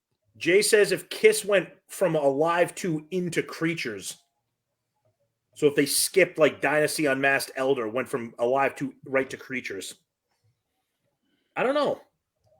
I mean, look, as a diehard, I love all that stuff. I love all the stuff that I just like Zeus, like your argument. Like I love Hot in the Shade, all 15 songs, because if I don't want to know what I would have missed if they didn't release all 15 songs. You know what I mean? It's like you don't want to imagine them not doing the Elder. And I like that they did different things. I like that they tried Unmasked, or they tried to do music from the Elder, or they tried. There's variety there. Everyone can have a different favorite. I don't know, album or type of music that they played. If you want to, we always talk about Paul, like Sonny, you said earlier, we always talk about crediting Paul with keeping Kiss alive all through the 80s into the 90s. But what if you flipped it the other way and you blame Paul? Meaning we said, if Kiss ended with Alive 2 and they went out on top of the world. But because Paul's in the band, he was never, ever going to allow that to happen, right? Yeah, that's true. But I could tell you that you get the right person in Paul's ear, and Paul is probably one of the biggest artists in the 80s as a solo act. He's talented. He's undeniable. Yeah. Undeniable talent. He's an undeniable songwriter, performer. You're right. And I think it was his. I mean, you got to give him credit. It's fucking 2023 almost, and they're still touring. And that doesn't happen without him. I mean, for all the shit we give them, they're still doing this because of him. Doing it. They're still out there because of him. Hey, you know what I thought about as you explained that? So couldn't someone like Gene be like, Kiss would be a fucking legend but you're not as talented as me, Paul. You couldn't just go into the movie business and transition and be a star. You had to stick with this, and you watered down the makeup legacy. Because if I did acting and then came back in 96 and put on the makeup again and we retoured, that would have been huge. But you soiled the brand because you can't act and be in movies like I can, and you made us put all these 80s shit together. I don't know if they soiled the brand. I think what they should have done was they should have put the makeup back on and like they did in 96 for the reunion. And I know. I'm glad I like the 80s, but I'm saying they lost that. Hey, it's a classic band. I think one of the things that fucked them up more than anything was doing the reunion and then trying to be both a legacy act and a band that releases new albums with Sonic Boom and Monster. All right, I'll show you something, Tom. How about this? Remember the Eagles? They ended right after the long run, 1980. Yep. And they didn't come back till roughly around the same time as Kiss came back. Right. Now, and they all were talented enough to do their 80s shit. But when the band came back, they exploded and were bigger than ever because people missed that 70s, the nostalgia of the 70s Eagles. So if Kiss didn't have the 80s like the Eagles didn't, there'd be even more nostalgia for them. Right, but what I'm saying is Kiss captured the nostalgia, but then they tried to take the nostalgia and turn it into new Coke with new albums that no one really wanted. Yeah, same with the Eagles. They put out a double album that was let's look at a couple comments here. Let's see what people are saying here. Let's see. The makeup had to come off when it did. Well, yeah, we talked about that. Let's see. Scott Wheeler, it's all the stuff that Kiss did that keeps us thinking and talking about them. There are so many versions and sounds to Kiss, which is unique among their genre. Disco, pop, grunge, love songs, glam, hair metal, hard rock, metal, concept. They tried it all. I wouldn't change a thing. Paul Hyder says Kiss might have been better off ending it in 2000. Emmanuel Martins, this is good. Regretting a bad album decision would be like regretting a bad life decision. Interesting. Yeah, one thing leads you to the next. Exactly. I mean, it's true. You make a mistake with something, you learn for it, and hopefully you don't do it again. But and they did that in a good way and a bad way when you look at Revenge. They booted Vinny out with his bullshit. They brought him back, and the songs had a little more crack to them when Vinny came back to write those songs for Revenge.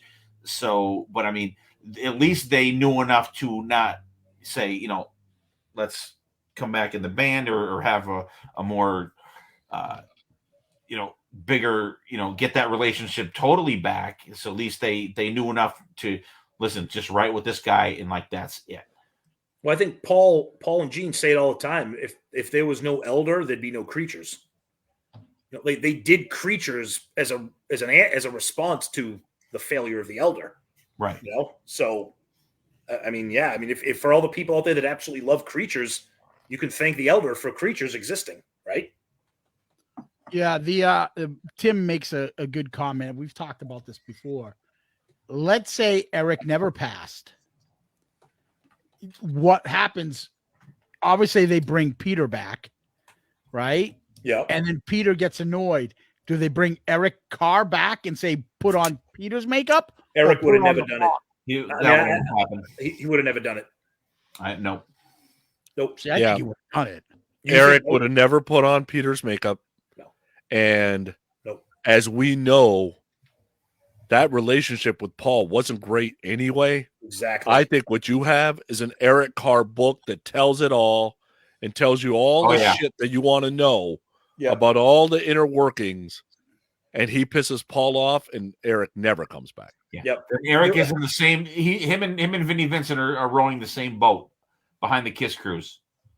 I don't think there's any way Eric Carr would ever put on the Catman makeup. Nope. No, I do. No way. I do. I think he was. And here's why. I think he was miserable, put up with more shit, but he put up with it. Hey, we're gonna. Eddie was talking about. He goes, "Yeah, I'm bullshit. They're fucking using they're using drum machines and all that." He put up with it. He felt they were treating him like shit. Yet he still wanted to be in the band. But they weren't in makeup at that time, though. No, my point is, like, I think he enjoyed, like, he wanted to be part of Kiss, and he would have done anything to stay in Kiss. That's me. That's me. I think that's part of it. I think he enjoyed drawing. I think he enjoyed songwriting. I think he ends up producing, trying to do his own stuff. Maybe as a cartoon thing, like he'd be one of those guys that got like his hands in 15 different things. Yeah, and he just leaves like Fred Corey from Cinderella. Yeah, there you go. Say it again, Steve. What? Like Fred Corey from Cinderella. Yeah, after Cinderella was done, he's doing a lot of Hollywood like soundtrack for TV shows and producing and all that kind of stuff. I sadly agree with Sonny that he definitely would have. I think he would have been able to delve into that stuff with just the kind of street cred that he had. That he, a guy in Kiss. Let's see what this guy's got to do. And he was even with the drawing and everything. And I think he would have landed on his feet pretty good. Because even if Carr makes it all the way through Carnival, right? The minute they bring Peter back, Eric has got both middle fingers in the air, and he ain't ever coming back. Well, Jack brings up an excellent point. Eric Carr knew he was out when Paul took Eric Singer on his solo tour. Think of that. Yeah, no, he was. He always said you're the guy that's going to replace me. He always said that. But he still stayed. Oh, yeah. And of course he stayed. Like, keep me. Yeah, but we don't know where his health was at that point. Right. Yeah, I'm just saying to you, he put up with a lot of shit. So I don't know why everyone thinks that he immediately like, oh, this is beneath me. That's all I'm saying. Well, the thing is, too, say Eric Carr lives, right? And, they bring Peter back and he does the Sonny, two middle fingers up in the air and he's heading out the door. Now, when shit falls apart with Peter again and they say, you want to come back? He comes back. I don't think so. Will he wear Peter's makeup? No way. No, I come back as the Fox. I think that's. I wonder if he could convince the band to come back as the Fox too, or does the band say no, you can't do that? I don't understand why the band doesn't go. Now we can sell 5 faces. I honestly, and I've said it from day one. I don't know why. I mean, and I know their legacy with the Catman, the Spaceman. Especially from Gene's point of view, I would have bought all new Kiss shit and new, ones of these guys and stuff like that if they had Eric and Tommy in new makeup. I don't give a shit if it's the dog or the turtle or whatever the fuck Paul likes to say. They would have come up with something cool, and it would be, you know, I'd have the new shirts with the new guys on it. I'd have the new fucking bobbleheads. I would have gone for that. Yeah, Change your number 4 to number 1. That's why you would have all this. I will say this: having having Tommy and Eric Singer, when you look to buy Kiss merch on Kiss Online or anything, like, oh, that's Tommy and A. Like, that definitely gets me away from that shit. Like, I'm not buying anything. If I had my choice, I'm buying it with the 4 original. I'm not buying anything with fucking Tommy's face on it if I don't have to. So yeah, you're right, Steve. If they had fucking Bruce as the dog and Eric as the fox, yeah, I'd buy that. But seeing Tommy as the spaceman, nah. You know? Well, it's funny, Zeus. That's interesting because I say it all the time. I don't mind it seeing them on stage. I'm not buying a fucking T-shirt with it unless it's a concert T-shirt from the end of the road. Yeah, because you were there, right? Right. But when you go on Kiss Online and you see all the shirts up there, is anyone really going, yeah, I'm going to buy that fucking Tommy face? How about the shirt? And forgive me because I don't remember if it was an authentic Kiss shirt or not. But it was like a reprint of the Spirit of 76 with Eric and Tommy. Do you remember that? That's just wrong. Do you remember that, Sonny? Yeah, I saw it. I'm like, wow. I I love Tommy and Eric. Me too. I don't have any problems with Tommy and Eric. Me too. I don't own any shirts that have Tommy or Eric on them. Don't own it. The only one I own is the end of the road tour. I have some Tommy and Eric stuff in here. Tommy signed a couple of things for me. Eric's drumsticks. I got his drum head, like pictures with them and that kind of stuff signed. Yeah, because, you know, they're members of Kiss.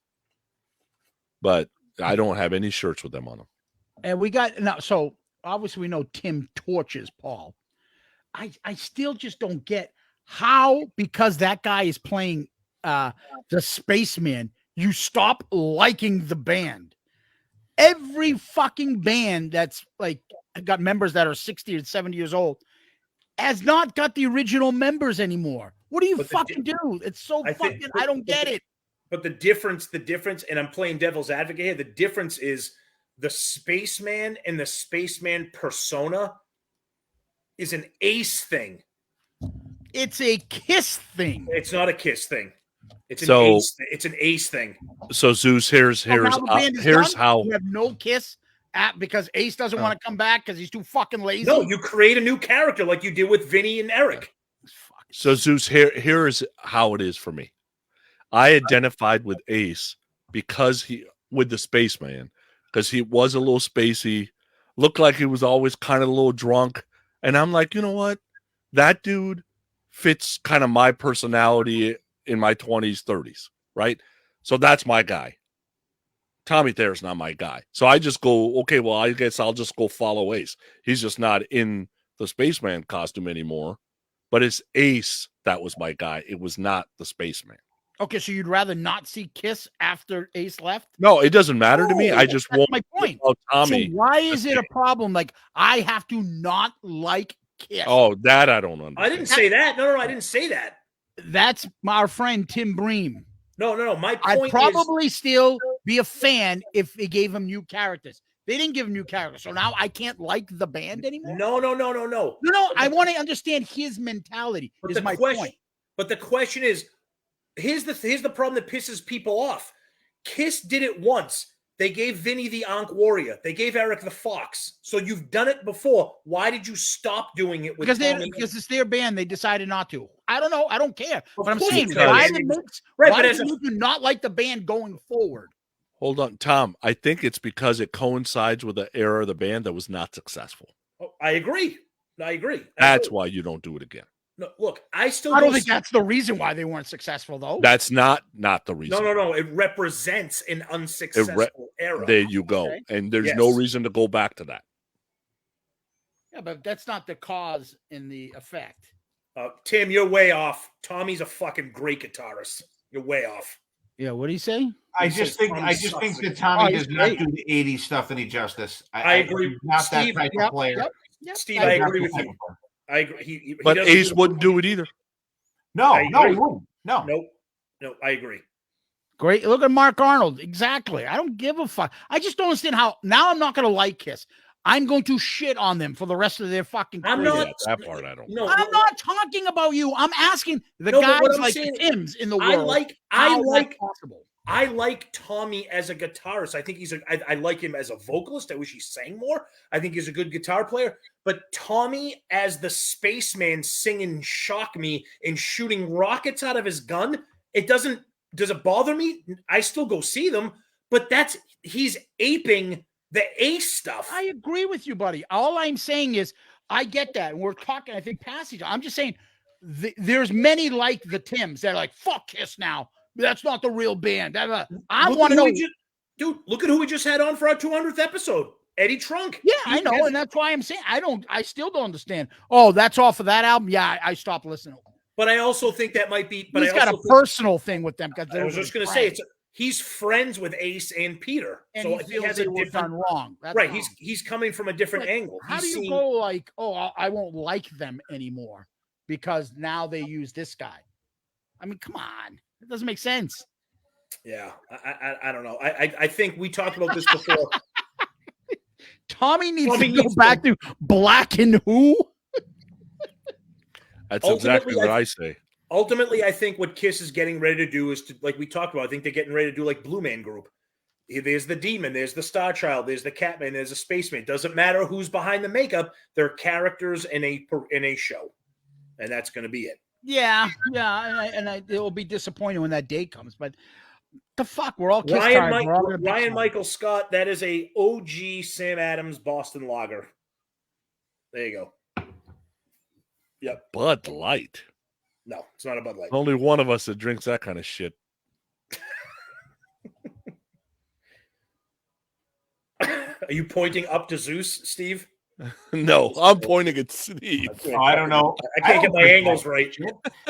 That's like a last ditch effort if it's the only thing I will drink, Bud. Jay wants Kiss to have new characters: a pizza maker and a cyclist. A juggler. They already got juggler. One. Yeah, I don't know. I just, to me, there's plenty to shit on them about. The other stuff I think is just ridiculous. Either you listen to them or you don't. I think the ultimate point is this. Well, for me at least, as a lifelong fan since age 5, I think we deserve the right, or I have the right to be like, I'm going to see the band. I'm giving them my money. I'm going to see the end of the road tour, but I don't like X, Y, and Z about the band. As opposed to these other people that are just like you either it's not 100% both ways. I love the band, but I'm not thrilled with what they're doing right now. I guess I'll just put it that way. Can we stop using XYZ and use ABC instead? Because XYZ is a great band. So is ABC. Poison arrow. Shoots that poison arrow. That's the look of love. I don't listen or like any of that shit. I don't even know it. That's the look. That's the look. See? The look of love. Look. Anyways, we've been at it for almost 3 hours here. Anything else you want to get to before we wrap up? Go ahead. I'm sorry, Zeus. Go ahead. Anything else? We almost been at it 3 hours. Anything else you want to get at before we wrap up? What can we fight about before we wrap it up? How about your bootleg shirt? Kiss Vision? Awesome. Oh, no. Those were fantastic. We go to the Kiss Expos and we'd grab them every time we were there. I'm telling you right now, back when these were available on eBay, it was All right. How's this for a question for you? More relentless, Sinkin' Stanley or Roy Dam? I don't think Roy Dam's doing anything relentless. He's not. I don't know. He's kind of. He's hiding in the bushes. Hey, I gotta say about Sinkin' Stanley. He sticks to his guns. He's not. He's right there with his opinions. You know what? And he's not swayed, and I respect that. All right. One last thing I want to kind of get off my chest here about these things is I don't give a fuck about this fucking Revenge Army Kiss or these fucking Loomis shit. That is so off. Like, go fuck yourself and your shitty videos with no fucking sound and anything else that you guys put out there, and the 40 people that jerk off to it and put up, oh, I hear he's coming on fucking Easter Sunday. Well, I think the problem is people are releasing videos and being like, no audio. And I'm like, what the fuck am I watching this for then? You don't watch videos without audio? I do. Porn? Do you give a fuck? I said I watch videos without audio. Why you got to go there? Because I know that's what you're referring to. You put on the captions for your porn. All right. Ooh. I don't want to talk about Sonny's porn. Heavy panting.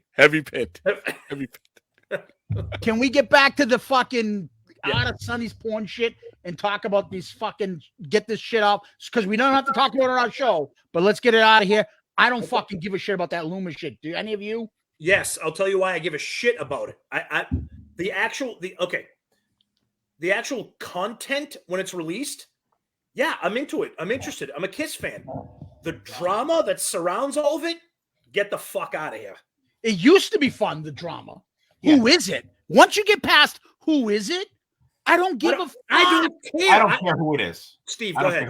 Steve, I want it. I'm a Kiss fan, diehard Kiss fan, been a fan since '76. I want to see shit that I have not seen before. Yeah, I do, but I don't care that and I know there's the collectors group or whatever that have all this crazy shit. But I'm happy to see what's released, and I'm not worried about who's getting sued over whatever. If it's on YouTube and it comes out, I'm gonna watch it and enjoy it for just because it's Kiss, not because it's a forbidden something that someone shouldn't have released and all. I don't give a shit about that. I just want to see stuff that I haven't seen before and enjoy it for what it is. And if it's up for 2 days, it's up for 2 days. And if you miss it, you miss it. Although I do have some people that record all that shit, so I have all the stuff that have it on the way that is all that stuff that when it came out.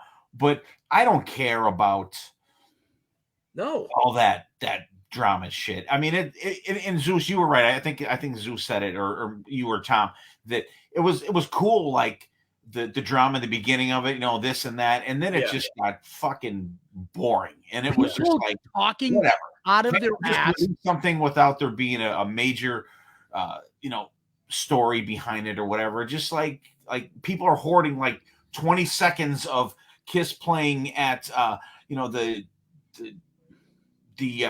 roller skating rink in Wilkes-Barre, Pennsylvania in 1975. Like there's 10 seconds of film from that. And I paid $10,000 for that or whatever the fuck. I don't care. And I wish I had that kind of money to throw around for shit like that, but I'm happy to see it. If someone puts it out there, I'm glad to watch it. I don't give a shit about the drama or the story behind it. I just want to enjoy it for what it is because it's Kiss. They're my band. I want to check it out and fuck all that other bullshit. Here's why I'm getting more annoyed about it, though. Stephen Moore says it perfectly. Give us the footage, not the drama. That's it. Honestly, I don't think any of us deserve the footage. If the fucking guy paid for it, he owns it. It shouldn't be out there. He can put it out wherever he wants. I don't care about that. I don't want to begrudge anybody because they bought it and they don't want to release it. It's their fucking shit. I'm not entitled to it. I never said no one ever said they were. What I'm saying is, they do. Oh, yes, they do. On that fucking webpage. Oh, yeah, no. Yeah, fuck that. Fuck those people. Let me vent. This is what I want to vent about. The fact is you got a fucking group of them that feel entitled to that they deserve all this shit.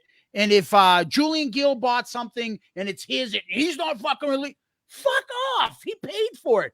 Or even fucking Meatloaf dinner guy. I bought, good.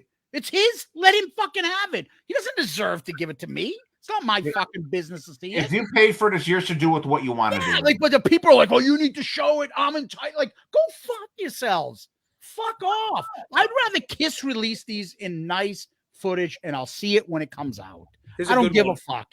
Kurt Magellan said maybe Sam Loomis has all the Dubai tapes. I'll tell you, I have never been into bootleg live shows. Yeah. by really anybody. Yeah. I love finding unreleased songs Yeah. that may not be available in other places, right? And you'll hear one of your favorite artists did a cover of so and so song, but they never released it or whatever. Yeah. Love it. Want to hear that stuff. Like, give me Not for the Innocent with Paul and Gene doing it, and I can understand, okay, here's where it was at, and this is where it got to, versus 13 minutes of a shaky video that's got shitty audio for some dumbass that stuck a camera up their ass in Asylum in 86. Like, no thanks. Thank you. I'm the same way. I have no interest in, but I know that others do. So if you like that, that's great. It's there for you. But you're not fucking entitled if somebody bought it. And why ain't they leaking it? I should have that. Absolutely agree with that, no doubt. But all I'm saying is, when stuff drops, there's that little like 8-year-old Kiss fan. I'm like, oh, this is cool. Like there was something. The last drop that came out, we talked about it. I don't know if you got a chance to see it, Zeus. It was stupid, but it was outtakes of the Sure Know Something video. With oh my god, so stupid. It was Sonny. I watched it. Sonny, it was completely stupid because it lasted about 15 minutes. Yeah. But I saw when you watch about 20 to 30 seconds, like that's kind of cool. It's the band, and then after that, it's like okay, it's gone. I'm like, okay, that's kind of cool. And then they released like some Houston footage. There was no audio. I'm like, okay, you watch it for 30 seconds. Okay, that's kind of cool. It's something new. It's kind of exciting. It kind of piques your interest as like that young Kiss fan. But the drama behind who owns it, who should have it, who shouldn't have it, who's going to burn it, who's going to sell it, fuck off with all of that. Yeah, entitlement. Like, I'm entitled to this. I'm a Kiss tard. I should be able to have it. Right. You're not fair because you're hoarding it. No, they bought it, you fucking asshole, and it's their shit. It's your shit to do with what you want to do with it. Exactly. Right. So Tim says, how could I not like Cobo Hall or Winterland or Summit? It's not that I don't like those, Tim. I want it professional, like Zeus is saying, and have Kiss release it because I would love to see a professionally shot Winterland full. Well, I love it. I would love it. And when they released it on Kissology, and I loved seeing it. Yeah, but I don't want to see it with shitty audio. Yeah, with some guy. And some of that was shaky. Yeah. But like, imagine seeing that in color. That'd be friggin' cool. Yeah. I mean, it's awesome in black and white, but like, imagine seeing that show in color would have been insane. I think the problem is all the in-house cameras in Winterland at that time was all black and white, I believe. But I mean, imagine if that. Oh yeah.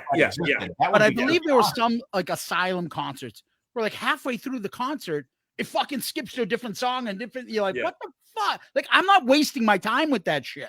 I don't want to see skipped songs and things like that. It might be interesting because you never seen anything before, but I'm not wasting my time on that stuff. Here's a couple good questions here. People talking about like a subscription service, an online service. Zeus, you brought up like the app, the streaming service, but it all comes back to what Sonny said. Why? Do they? They're not going to do it. They don't have to. They don't have to. They don't have to. They don't care. I like money.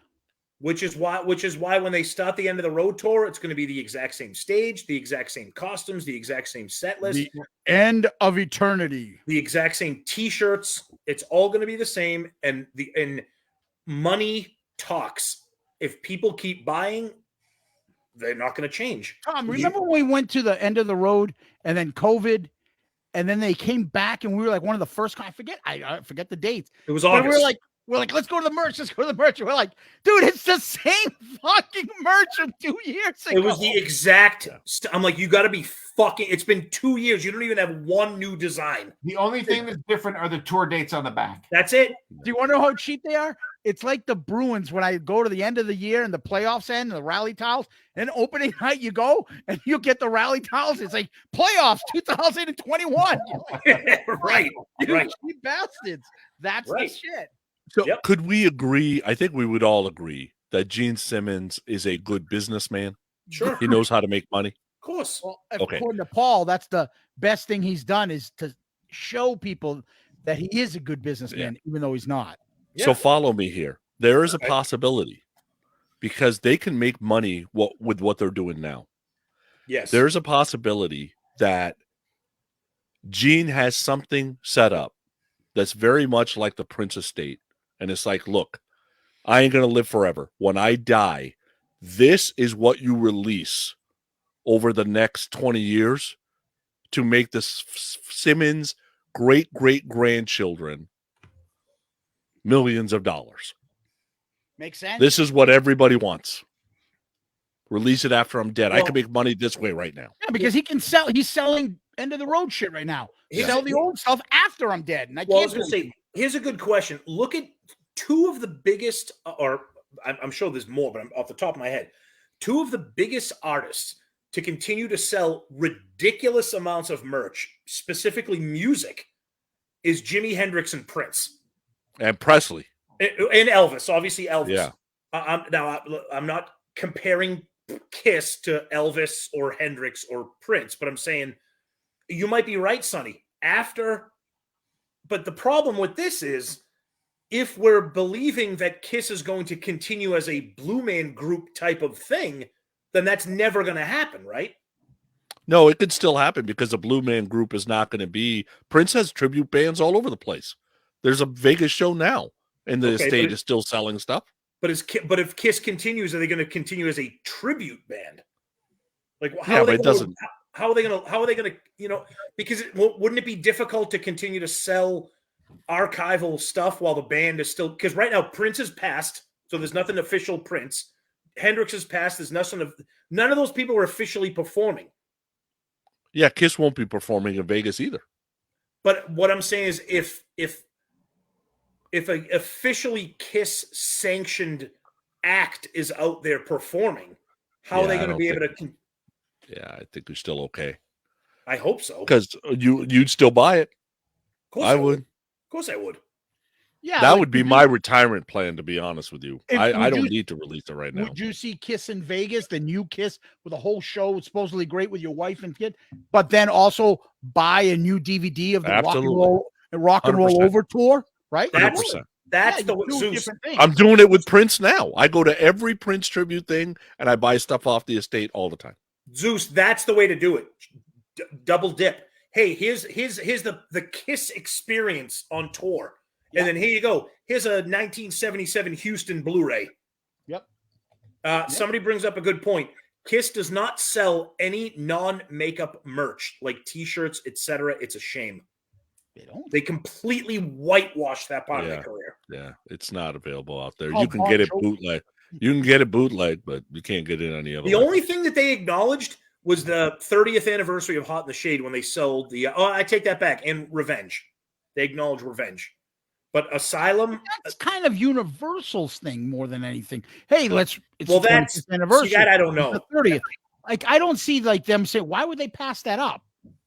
That's not hurting their legacy if they're like, hey, it's the 30th anniversary of Crazy Nights, or it's this. Why not? Yeah. Well, they're not doing a box set treatment of it. Well, I mean, now you're getting into the whole thing. Who's behind the box set? Yeah. I don't know. We talked about that. Who's behind the when we did the Virginia Beach review? Well, like, holy fuck, there was no way Paul rubber stamped this approval because it's the worst he's ever sounded. Yeah. Right? Like, there's no way Paul, like, you got to wonder who's behind those off the soundboards. It goes back to the Kiss cruise. I'll never forget. We had two different people who both of them seemed to know. I got two different answers. Oh, Paul Stanley and Doc pick every band. They do all this stuff. And somebody else goes, do you think the band's complaining where they're playing on the cruise has anything to do with Paul? You think Paul's like, oh, put Buck Cherry over here and put Black Sabbath over there? He doesn't not even care. know. He doesn't even know who's on the ship. Somebody else told me that it's Doc and Paul. They pick everybody. No way. I don't believe that. Paul ain't fucking putting. I don't give a shit about that. Stephen Moore. That's Moore. what I thought, but I got two different answers. Stephen Moore, how did Kiss miss the boat with Hot Topic and Target T-shirts that everybody under 30 wears now? They didn't miss the boat. They're at Walmart. Yep. They're at Target. They sell them in the women's section. In Target women's, they sell They sell a Dynasty shirt. There's a whole catalog of them at Kohl's. You're right. So we have a playing card with we have a playing card with Paul. We have a playing card with Gene. Yep. Wish we had a playing card with Ace. Sonny, Kurt Meglin wants to know, what is the best newer Prince release from the estate? 1983 and a microphone. Ooh, If you don't have that, you Got want two that. turntables and a microphone. Okay. 1983 and a microphone. Let's see. A couple other comments here. Oh, Cliff King says, "Kiss at the Rio with Penn and Teller." Penn and Teller. Don't laugh. They'll be doing shit with Carrot Top. They're Gene's buddies with them. Carrot Top. Wasn't that one of his characters? Yeah. Kim will answer. Isn't that one of his? Josh brings up a good point. When I talked about them releasing the merch for Hot in the Shade and Revenge, he says, yeah, but that's only with Leon and the statue. Their faces are not on it. He's right. They're not. No. And it looks like a bootleg shirt, to be honest. It doesn't look that great. Which one? That Target one. Oh, yeah, The yeah, Hot yeah. in the Shade one. It looked very bootleg. Yeah, yeah. Yeah, but that is true because those There it official is. those official Revenge shirts, which are awesome, the band's not on them. It's No. just artwork of the skull, the No, there's Statue of Liberty, or no band whatever. images at all. Yeah, There it yeah. is. Carrot Bottom. Carrot Bottom. Josh Brown says the Gold Experience vinyl is absolutely the best. Such an underrated record. Yeah, I don't have that one. Well, we hit the 3-hour mark. Yeah, I think that might be. Everybody want to sign off, give their final thoughts or whatever. Oh, down the bottom, Tom. Will there be another Pearl Jam album review crew? Of course there will be. Absolutely there will be. It's just going to be a wonder of which one it's going to be. There's just 1,000 bands before that have to come up before Pearl Jam. Yeah, I hope so. Can't tell you how annoyed I am with that shit. It's we have so many albums to get to, and you're like, I only get 3 fucking albums a year. We could change that. It's too fucking much. Too much It's work. not that easy. It's easy. It's not that much. It's easy. Paul Hyder, thanks, guys. Faces for TVs. I don't know. Guys, thank you. This is Steve and Sonny. I'm so glad you guys had the time to join us tonight. Yeah. This is a blast. Again, Saturday night, 200 episodes. Our friends, Steve, Sonny, you guys are awesome. Obviously, we don't need to tell you that, but we're going to tell you anyways. So thank you. Awesome. All the listeners, everybody out there commenting, you guys are the best. We love you guys. Thank you. Awesome. Yeah, let me just say congratulations once again, guys, for 200 episodes. Welcome to the 200 or Over Club. Thank you. And, yes. For as much as Sonny and I bust one another, I'm not sure what order they're on that everyone can see. Sonny's over there for me. Yeah. But, love you guys. I've been with you guys since the beginning, and I appreciate you guys, throwing us out there, name checking us, on episodes. And I have a great time doing this, and we had an awesome time on the Kiss Crew. Sonny, I wish you were, for as big of a dick as you are, I wish you were on the Kiss Crew. We had an excellent time, and we'll be with Sonny on the Monsters of Rock cruise this year. And awesome. For myself and BC, BB, and Dylan on Potter Than Hell, congratulations, guys. Keep up the good work, and love you guys, and hope everybody stays safe out there, and I hope everybody has a great holiday season. Christmas, New Year's, Hanukkah, Kwanzaa, whatever the hell you celebrate, or if you don't, have a good time anyways. Just everybody be safe and have a good one. Thank you. Awesome. Thanks, Steve. You're a nice guy, Steve. Righty always gets sentimental when he has too many fucking Coronas. That's what part of the problem is. Well, it's that Sonny. Plus, he's a good guy. Yeah, whatever. Yeah, that's the thing. Everyone's always like, Steve's a nice guy. Yeah, Steve's a nice guy. No, I want to say. I also want to say congratulations on 200. I'll tell you, it's been fun to be on the ride with you because I've had the opportunity to be on the ride with you several times, right? Or every month, right? Oh, yeah. And, I've said it tons of times. To meet new friends at the age and the curmudgeonness, is that a word, that I'm at? It's true. Is unbelievable. Yep. Yes, it's true. Through a hobby that I've always had, but I haven't had, except for Tony, really anybody talk to about it. And, he's kind of a pain in the ass, so you can't really talk to him about it all the time, right? So just making new friends is just unbelievable at the ages that we are. Because think about it, you don't really got room for new friends. Like, come on. Dude, I always use in the podcast, I don't think I've made a new friend in 20 years. I always use Matthew Broderick's line from Cable Guy. I just don't have room in my life for any more friends. Yeah. I just don't.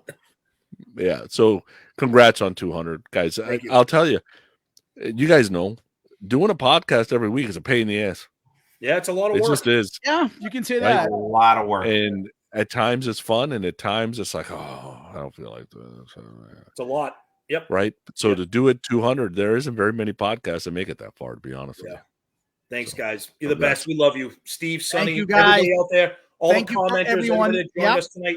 Zeus, everybody, obviously, love you guys. Thank you. Peace out, Girl Scout. And broadcast.